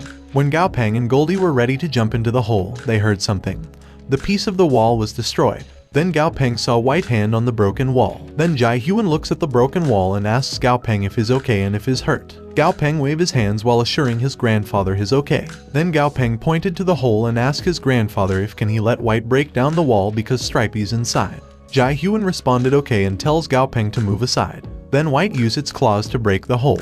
Gao Peng look at the hole and realizes there's another hole at the bottom and he can't see where the hole leads. Then Gao Peng shouted to ask Stripey if it can hear him and ordered Stripey to come out. Suddenly Gao Peng heard Stripey said he's so sleepy, which made Gao Peng think Stripey responded sounds like it's not in any life-threatening danger just yet. Then Gao Peng shouted to Stripey to hurry up and come out because his grandfather is already there and is safe now. Jai Huan tells Gao Peng that it is too dangerous down in the hole and he tells Gao Peng to come out first. Gao Peng realizes that they can only rely on White Dragon to break down the walls to reach Stripey, and being there will only hinder White, so he should leave first. Then Gao Peng helped Huang Yi to walk toward Jai Huan while telling his grandfather that Huang is hurt, so Huang Yi should get out first. Huang Yi tried to make Gao Peng go first, but Gao Peng just tells Huang Yi that his grandfather is there now so no danger will come to him. Then the man said, "Your Excellency," but before the man can finish his words, Garou made him silent and tells the man that they'll sneak out after Gao Peng teams leave. Suddenly Gao Peng look at the platinum hands and angrily tell them if they think he'll forget about them.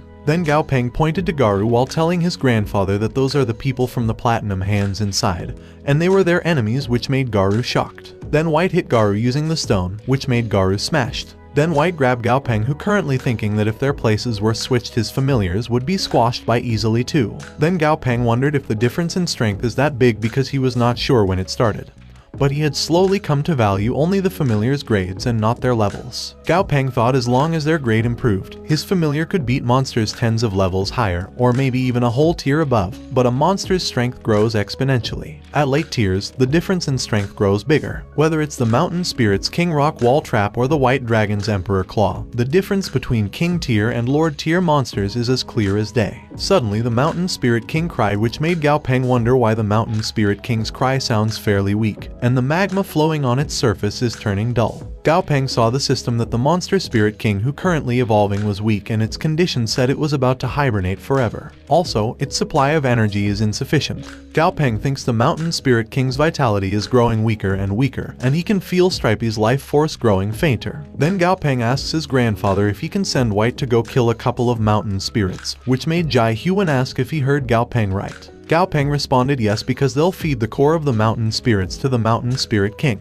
Gao Peng also said he noticed that the weaker the Mountain Spirit King is, the fainter Stripey's life force is, and right now, the only way to save Stripey is to ensure nothing goes wrong with the Mountain Spirit King. White screamed and attacked all the mountain spirits one by one in its way. Then White get all the mountain spirits' cores. Then White throws it to the Mountain Spirit King. The cores are slowly absorbed by the Mountain Spirit King. Then the system showed that the Mountain Spirit King's condition said an error has occurred during evolution, so a new life will be born. Gao Peng notices that the Mountain Spirit King has stopped moving, but the system says it's still evolving, and he thinks they made the right move, but there seems to be a new power growing within the Mountain Spirit King's stomach. It was very weak, but it was full of desire for survival, which made Gao Peng wonder if it was Stripey. Gao Peng hold his head angrily while thinking Stripey is in danger because of him. Then he asks himself what were he being cocky for. Gao Peng also thinks he was supposed to be following the principle of prudence, but his action lately contradicts his low-profile lifestyle. Then he wonders if he thinks he's on top of the world now, after acting as a referee once. Jai Huan held Gao Peng's shoulder and tells Gao Peng not to be too hard on himself. Then Jai Huan said they should go back and think about their next move.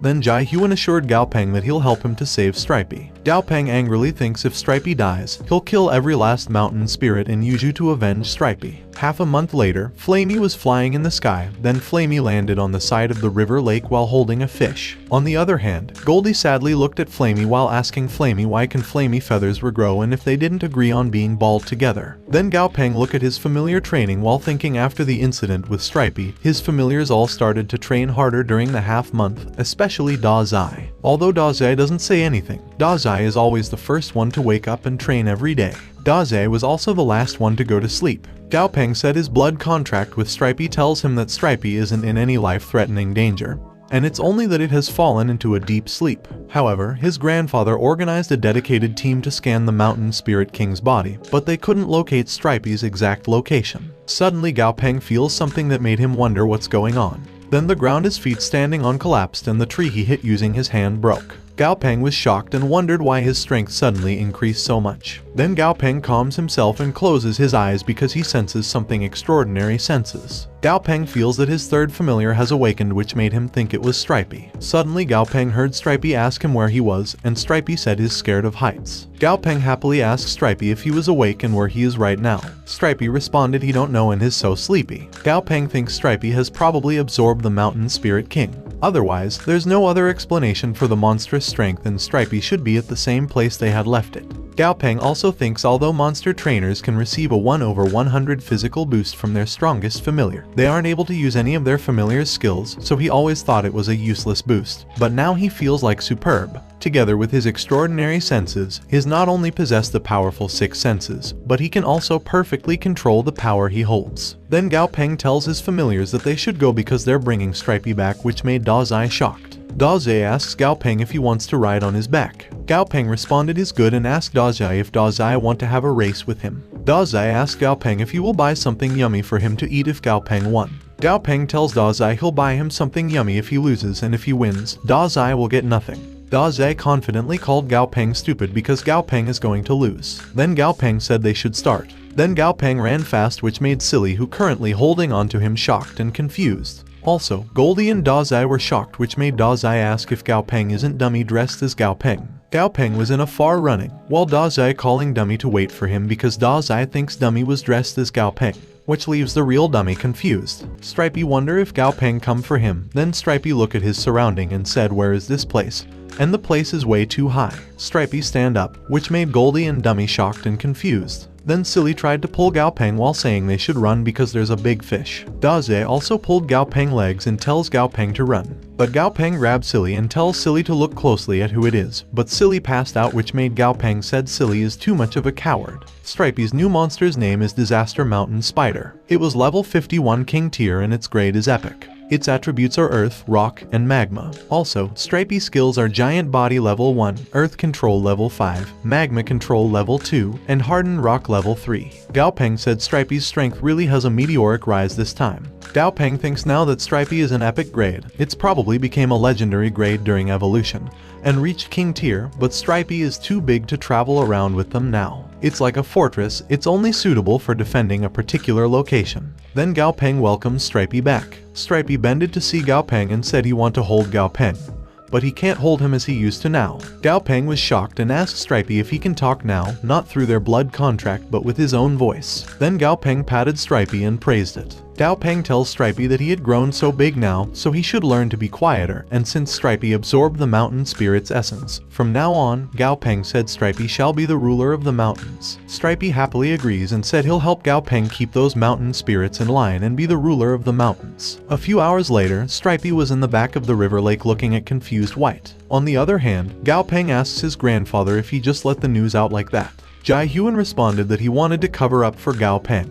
But Jai Huan asked Gao Peng if he has seen the size of his familiar and how he was supposed to hide Stripey, and he said the people aren't blind. Jai Huan also said everyone in Yuju knows about Stripey and the government said they'd accommodate their request, and that they've already reported the situation to the federal government of the Huaxia region. Then Jai Huan asks what if people know and what can they do about Stripey. Then Jai Huan tells Gao Peng that he must remember that the strong will always prey on the weak. Then Jai Huan also tells Gao Peng, back when he was gone, they had laid their hands on the southern sky ground, and they had nothing by the time he returned, and the night he came back he was ambushed by snipers, familiars, and even bombs. Gao Peng angrily asks his grandfather who did it to him. But Jai Huan just asked Gao Peng if he looks like someone who would bide their time to seek vengeance. Jai Huan said he took White with him the next day, and he executed his enemy one by one till it was a bloodbath. Then, they started to fear him. Then Jai Huan tells Gao Peng that he was hoping to spare him for a couple more years, but within a blink of an eye, he had already grown so much and he no longer need him anymore, which made Gao Peng stunned. Then Gao Peng asks his grandfather shyly if that is cue to act cute, which made Jai Huan call Gao Peng a little brat.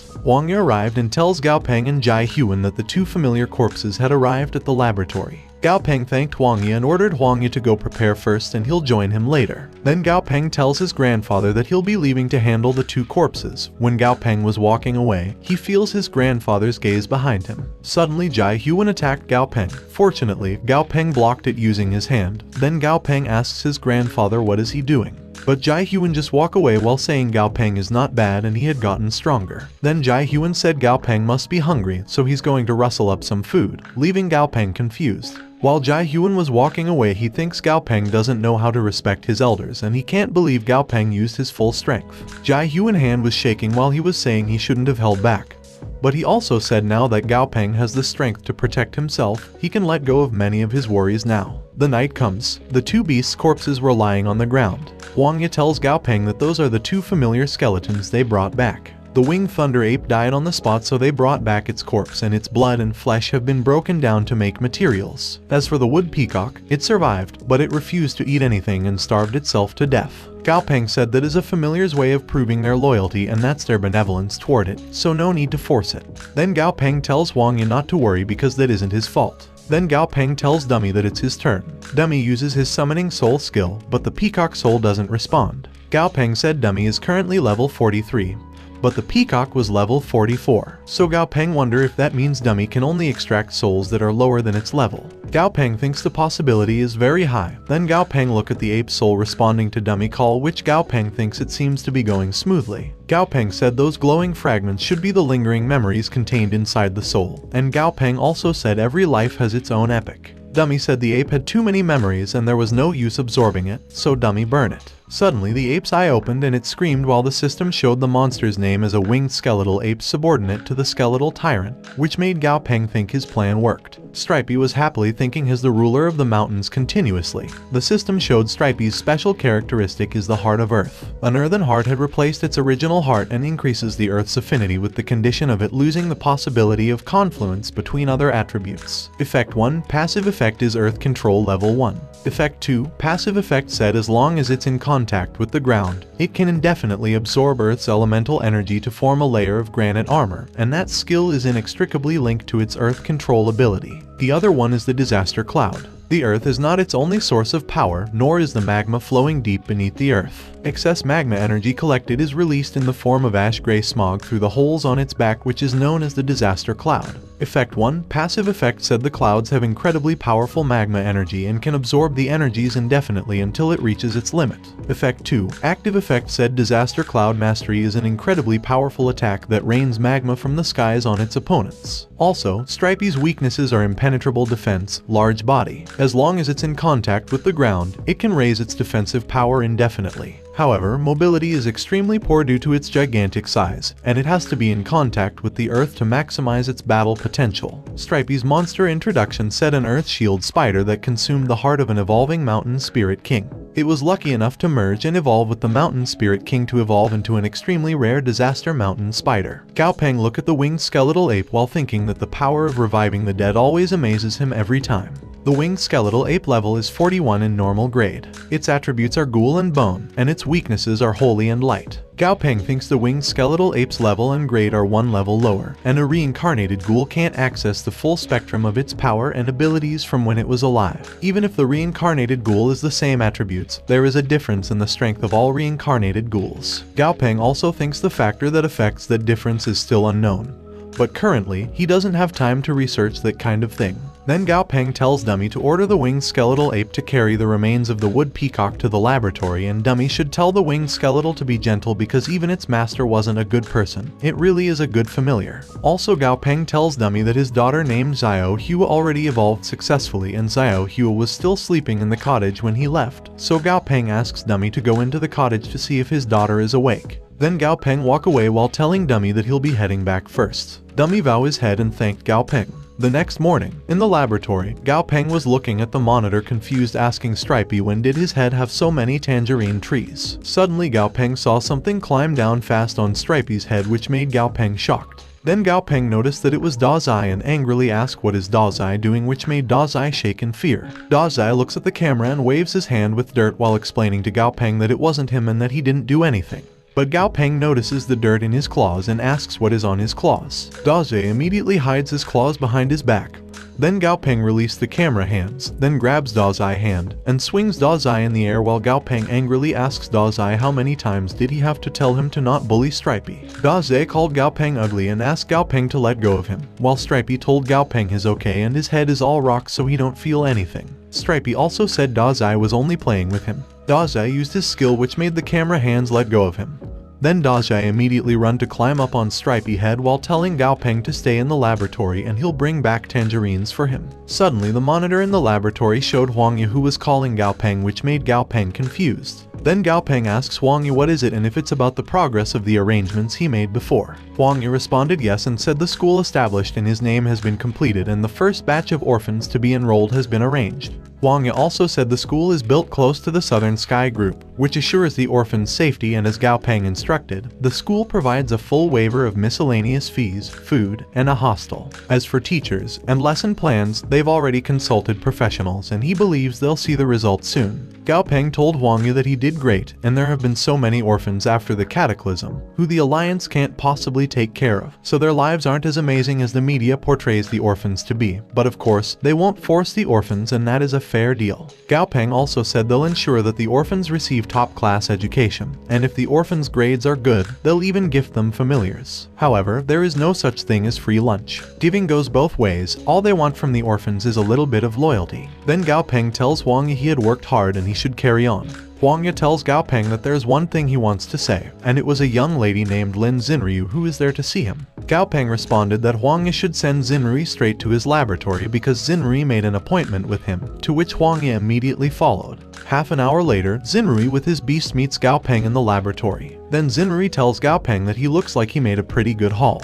Gao Peng responded that he see that Xinryu is well informed and it looks like she had given his offer some serious thought. Then Gao Peng tells Xinryu to trust him and join the Southern Sky Group, and he promises Xinryu that she won't regret it. Then Gao Peng looked at Xinrui's familiar and asked if that is the familiar Xinryu wanted to promote, to which Xinryu responded yes. Xinryu monster's name is Goldtail Divine Shrimp. It was level 40 in excellent grade and its abilities are muscle growth level 2 and shell hardening level 1. Its attributes are gold and its weaknesses are 1, fire and 2. The point in its tail where the third and fourth joints connect is very weak. Gao Peng thinks the shrimp should be a close relative of the sparrow-tailed mantis shrimp. Then Gao Peng saw the system that showed the ways of reaching the shrimp's perfect grade is 6. This made Gao Peng think some of the materials can be found in the lab, and some can be found in the wild. But, no matter which way he chooses, it will be difficult to gather the materials immediately and it was troublesome for him. Gao Peng tells Xinryu that he knows a way of promoting her shrimp, but he lack of the materials. Gao Peng also said he'll immediately send people to gather the necessary materials and if they're fortunate, they should have all the materials in a week, and if not, Gao Peng asks Xinryu to give him a week. Xinryu tells Gao Peng not to worry because she's not in the hurry. Xinryu said after all, there is no monster breeder who has a 100% success rate in the world, and if Gao Peng failed, she understand.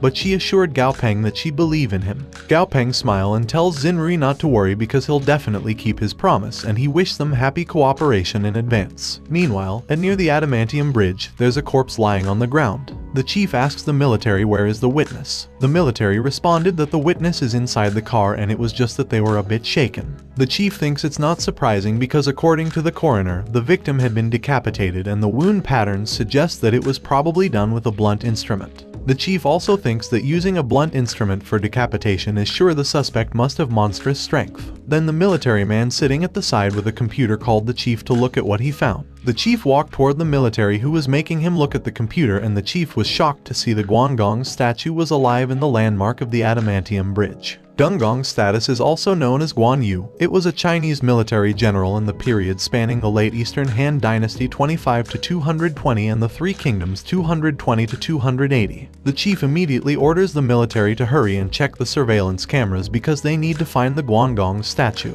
One military man told the chief that their forces in Chengxi called and said the missing statue was spotted at Chengxi's Magnet Mouth Plaza, which made the chief shocked because the Magnet Mouth Plaza is one of the largest commercial districts. The chief immediately ran toward the car while ordering the militaries to evacuate all of the civilians at the Magnet Mouth Plaza immediately and bar the non-police and non-military personnel from entering, to which the militaries immediately followed. Meanwhile, Gao Peng was in the Magnet Mouth Commercial District with Silly and Da Zai. Gao Peng thinks the Magnet Mouth Commercial District is currently a bit empty. Gao Peng also thinks he went to every shop, but he still hasn't gathered all of the materials he needed, and he wonders if he should check the black market. Suddenly he notices something from the side, then he looks at it while wondering why is the statue so familiar to him and if the statue is the Guangong statue at the Adamantium Bridge Commercial Street. Also, Gao Peng wonder why the statue is there. The Guangong monster name is Animated Bronze Statue of Guangong. It was level 41 Lord tier in an excellent grade. Its attribute is gold and its abilities are Iron Skin Metal Bones level 3 and Super Durability level 1. The Guangong statue's weaknesses are 1. Earth 2, Electric and 3. Items with impurities, and its introduction said originally it was just a normal statue, but it gained life energy after being infused by the power of wishes. The life energy was then fully activated by the surrounding spiritual and elemental energies, so the statue became an animated statue,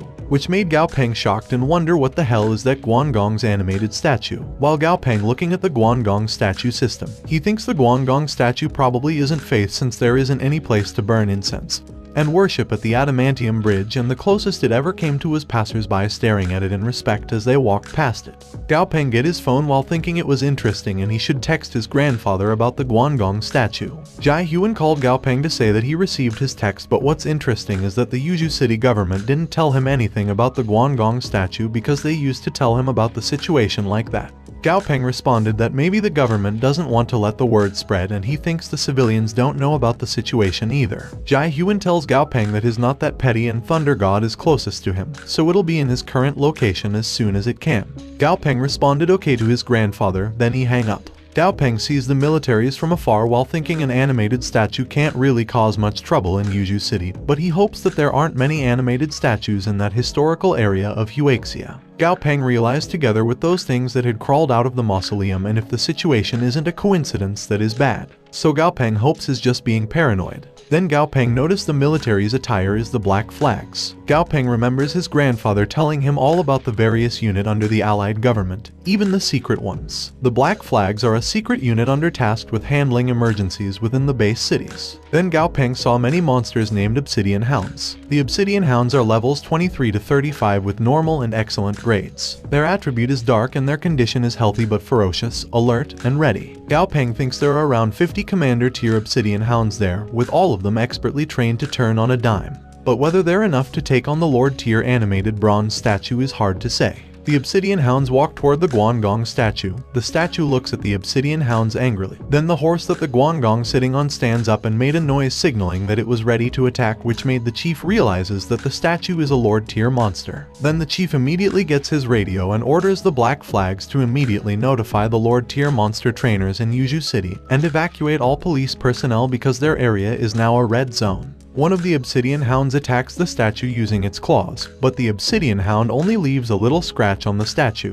Then the statue stabs the Obsidian Hound using its spear. The other Obsidian Hounds ran toward the statue to attack, but the statue swung his spear to the ground and made a big wave that killed the Obsidian Hounds in half and destroy the things that spear wave hit. The chief sees many of the Obsidian Hounds get killed, which made him think that they won't have enough familiars to maintain order. Then he orders the military to stand down. Suddenly the ground shook, which made the chief wonder if there was an earthquake. Then some shells pop out in the ground, and then Thunder God showed itself smiling.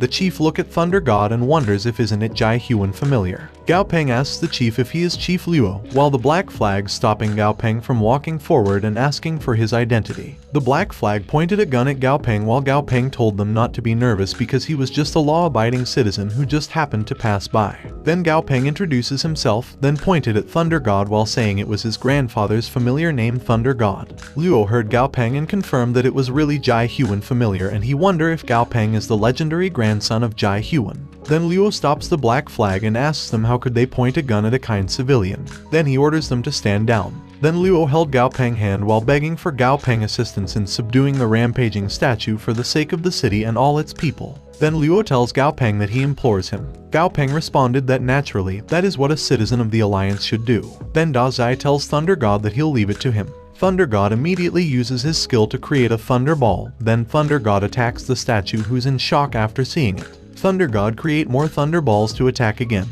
But the statue avoided all Thunder God attacks while running toward Thunder God to attack. The statue jumps into the sky, launching an attack on Thunder God. But Thunder God immediately used his power to grab the statue's hands and feet, which made the statue shocked. Then Thunder God trapped the statue and its horse in the ground. The statue tried to break free from Thunder God trap, but Thunder God breaks the arm of the statue. Gao Peng said Thunder God attribute counter is so scary, and he said the battle is over. On the other hand, one of the Black Flags asks Luo if the fight is over just like that and if it is possible that the statue expended too much strength against their men earlier and is currently running on fumes. Luo asks the man angrily if he should ask Gao Peng's familiar to stop attacking and send him out there instead, which made the man can't speak a word. Gao Peng, who's heard everything, smiles and thinks Luo is smart and he thinks they can work together in the future. A minute later, in the truck, Thunder God was guarding the animated bronze statue of Guangong, who's lightly injured and paralyzed. Gao Peng waves his hand to Luo while thanking Luo for his generosity. Gao Peng also told Luo not to worry because he won't take credit for defeating the statue Lord Tier monster, and the credits will be on Luo. A few hours later, in the mountain behind the villa, Dajie told Gao Peng that Thunder God said it was a little tired. Gao Peng responded that the statue is a Lord Tier monster, after all, so the energy expended while suppressing it must have been great. Suddenly Thunder God trap slowly faded, which made the statue break free. Then the statue immediately kicks his spear up in the air and grabs it. Then the statue immediately attacks Gao Peng, but Gao Peng just caught the spear using one hand and asks the statue why he's weak and if he didn't eat. Then the statue was shocked to feel something powerful looking at him from behind. Then the ground that the statue standing on collapsed, which made the statue fall into the hole, while Gao Peng tossed the spear to the side. Then the stone wrapped the statue slowly while the statue tried to break free. But unfortunately, the statue was wrapped inside a huge stone. Gao Peng said the stone is so big and its radius should be at least 50-60 meters. But Gao Peng said it was expected of a king tier monster and it could easily deal catastrophic damage. Then Gao Peng asks Stripey, who currently looking at the stone, that he'll be leaving the statue in his care. Then Stripey sit on the stone, which made Gao Peng tell Stripey is telling him to keep an eye on it, not hatch it like an egg. Then Gao Peng's cell phone rang. Wang Ye told Gao Peng that as he had instructed, those are the photo taken near the human Shan Buddha statue. Then Wang Ye sent the photo, which made Gao Peng think the statue doesn't show any stats, so the Buddha statue should only be an ordinary statue. But the mountain and rivers have experienced certain mutations after the cataclysm, which makes rivers have turbulent water flow, and the river in front of the statue is way too calm, so it's possible that the Buddha statue has experiences mutation but hasn't awakened yet. On the other note, there's a place called Yungang Grottos at Yuncheng Base City in the Bing province, and in just one night, all the Buddha statues there came to life. Also, no one knows the exact situation, but it is said that the Allied government's Huaxia branch has already dispatched a team to investigate. Other nations haven't responded to that incident because that phenomenon hasn't only occurred in Huaxia. Other nations have also encountered similar troubles, like Rome, Greece, and Egypt. Gao Peng thinks the Allied government is losing their prestige and control, even though the New World Allied government was formed immediately after the cataclysm in order to save humanity. The world is simply evolving way too quickly. Gao Peng knows that humanity has long been booted from the top of the food chain, and he can't imagine what would happen if the world continued to evolve so fiercely, and the only thing they can do is accept the truth and focus on becoming stronger, as long as they keep themselves ahead of the evolutionary race. Also, no matter how cruel the world becomes, they can still survive. Then Gao Peng shouted, "Bring it on," and they should see if the monster can mutate faster, or if his familiars can evolve faster. Then Gao Peng calmly thanked Wang Ye and ordered Wang Ye to continue to follow up,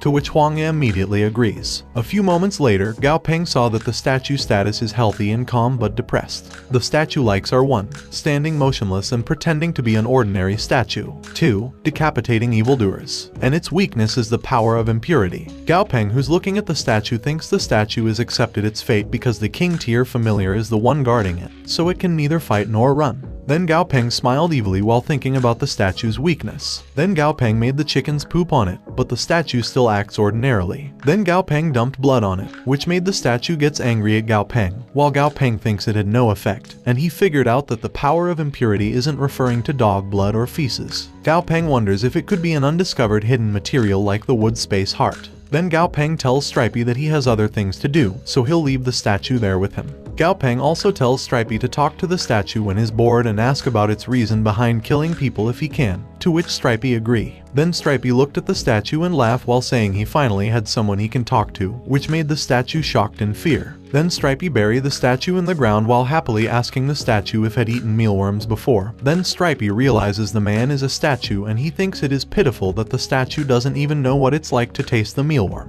Stripey also asks the statue if he knows mealworms are delicious, and Stripey said he thinks that the mealworms that Gao Peng bought for him in Chang'an City were the tastiest. But it's a pity because he had never eaten eaten such delicious mealworms again. Then Stripey again asked the statue if he had heard of Chang'an City before, and Stripey said the statue had probably never been there. Stripey explained that it's a base city that's almost as big as Yuju City. Then Stripey asked the statue again if he heard about him, and Stripey said he think the statue should have heard of him because he had gotten a lot of praise from the stupid humans outside recently, and the humans said that he's the greatest familiar in the world. Then Stripey angrily asks the statue why he's ignoring him. Then Stripey tells the man that they should talk about his hobbies instead. Then Stripey asks the statue why did he kill those humans. The statue, who's currently trapped underground, responded that he just saw a couple of hooligans causing trouble in the neighborhood, so he killed them with one strike. Then the statue begs Stripey to stop talking. Stripey looks at the statue, realizing the statue can talk.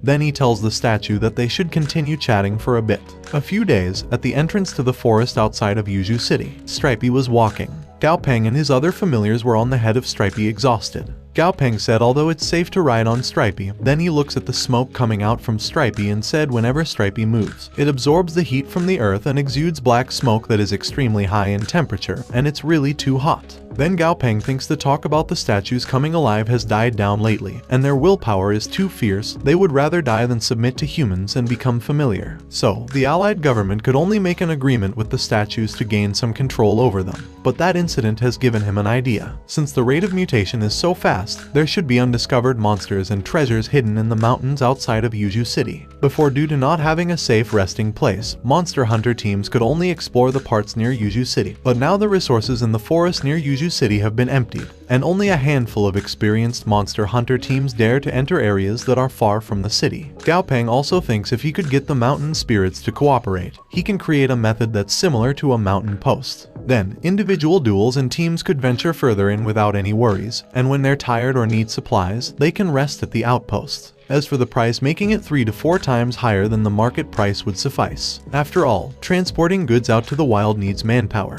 Also, they could charge guests for accommodation for the night and charge them according to a fixed rate for resting in the morning. Then Gao Peng happy pointed to somewhere and said they could make a huge profit no matter how he look at it. Then he said they should scout the routes first. 1 month later, Gao Peng was looking at his tablet while happy saying the 4th outpost is set. Then he told Stripey that they should move on to their next destination. Gao Peng also said they had currently united more than 10 mountain spirits, and that really is a big project, and he had been traveling most of his time. In the past month, Flamey, Goldie, and Stripey reached level 39 and level 40. They're only 1 step away from reaching Lord Tier. Gao Peng happily said he'll have 4 Lord Tier familiars and 1 King Tier familiar soon. Suddenly he heard something, and when he looked back he saw many mutated bees coming on their way. The bees monster's name is Lion Blade Bees in a swarm. They were level 11 to 20 in normal, excellent, and perfect grades. The bees' attributes are gold, poison, and wind, and their skills are armor-piercing stinger level 2 and anesthetic acute poison level 1. The bees' special characteristic is Soundwave, and their special skill set can only activate when their swarm number reaches at least 100,000.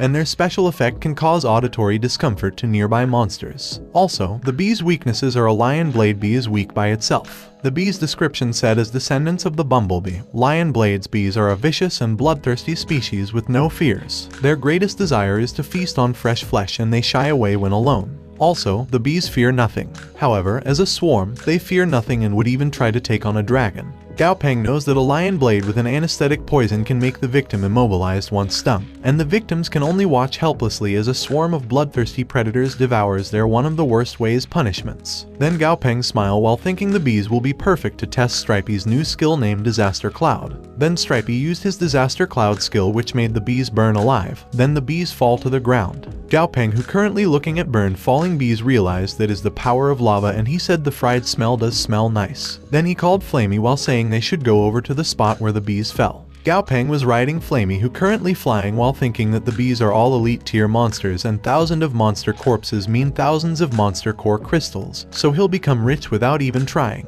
Then Flamey saw the cooked bees on the ground and excitedly said it was yummy. Then Flamey eat the bee, while Gao Peng asked Flamey if it was really tasty. Then Gao Peng called Dummy, and Dummy immediately landed on Gao Peng's back. Gao Peng ordered Dummy to try to resurrect the bees' corpses, which Dummy immediately did. The bee's skeletal resurrect, but immediately broke too. Dummy tells Gao Peng that the bee's type of monster doesn't have a complete skeletal structure inside its body, so he cannot resurrect them. Gao Peng responded never mind. Then he looks at Happy Flamey, who currently looking at the bee on the ground, while Gao Peng remembering that there were a couple of bees over Flamey place, but now it's all gone. Gao Peng wondered if Flamey finished devouring the bees so quickly. Then Flamey approached the bees and started to eat it. Also, Goldie and Stripey were there eating it, which made Gao Peng wonder when did Da Zai and Goldie come there. Then Gao Peng looked at Dummy and told Dummy that since they were already there he should try reviving every dead creature buried in the earth there. To which Dummy immediately did. Many different types of monsters come out from underground. Then Gao Peng noticed that Dummy also revives the adventurer. Then he orders Dummy to let the adventurer rest in peace because they shouldn't disturb it any longer, which Dummy immediately followed. Suddenly they heard something move in the bush, then Dummy stepped forward to protect Gao Peng while telling Gao Peng that something has happened and the resurrected ghouls have encountered a monster. Then Dummy told Gao Peng that he will let the Legion go first. Then Dummy ordered the Legion to go check the bush, which the Legion immediately did.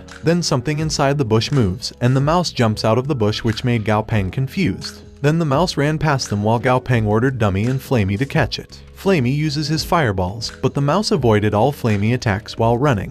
Dummy immediately appeared in the mouse's back, which made the mouse shocked. Then Dummy grabs the mouse, who currently moving, trying to escape. Gao Peng looked at the mouse and said it was a pleasant surprise. The mouse monster's name is a money-grubbing mouse. It's level 18 and normal grade, and its attribute is mystic. Its condition is healthy but afraid, and it had 3 ways to evolve to excellent grades. Gao Peng thinks the mouse's name is boring and its grade isn't high, but that is the first time he had seen a monster with the mystic attribute, so it's worth catching. Then Gao Peng told Dummy to let Stripey watch over the mouse, and he should let his ghouls gather the lion blade bees' corpses together. A few moments later, all the bees' corpses were in the big hole. Then Gao Peng tells Flamey that it's his time to shine.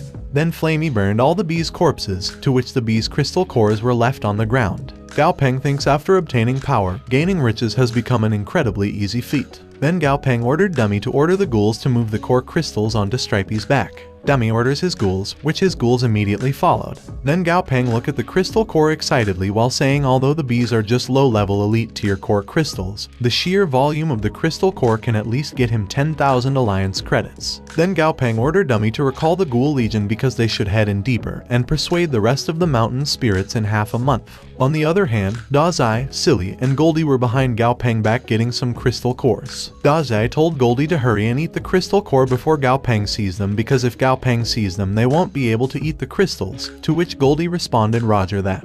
After half month, in the villa lakeside, Gao Peng and his familiars were looking at the pond confused. Gao Peng wondered when did another pond appear there. Suddenly a big tail come out into the lake, which made Gao Peng and his familiars shocked and wonder if it was a big crocodile. Then Gao Peng patted angry Flamey while telling Flamey to be good because it isn't his enemy. Jai Huan said a month ago there was a massive flood at the Pearl River Delta that unearthed an enormous underwater cavern, and that's where it crawled out from. Coincidentally, he was thinking of catching a monster to bring home, so he chose it, which made Gao Peng realize that the crocodile was his grandfather's new familiar. The crocodile monster's name is Ancestral Viridian Crocodile, an ancestral variant. It was level 46 Lord tier and perfect grade. Its attribute is water and its abilities are water control level 3, hardened carapace level 3, and explosive crunch level 4. Its special ability is Berserker Blood. Blood undergoes violent mutation, a high chance of inducing blood rage. Effect 1, passive effect said gains a violent bloodlust proportional to the severity of the damage taken, which increases its strength and explosiveness for a short period of time.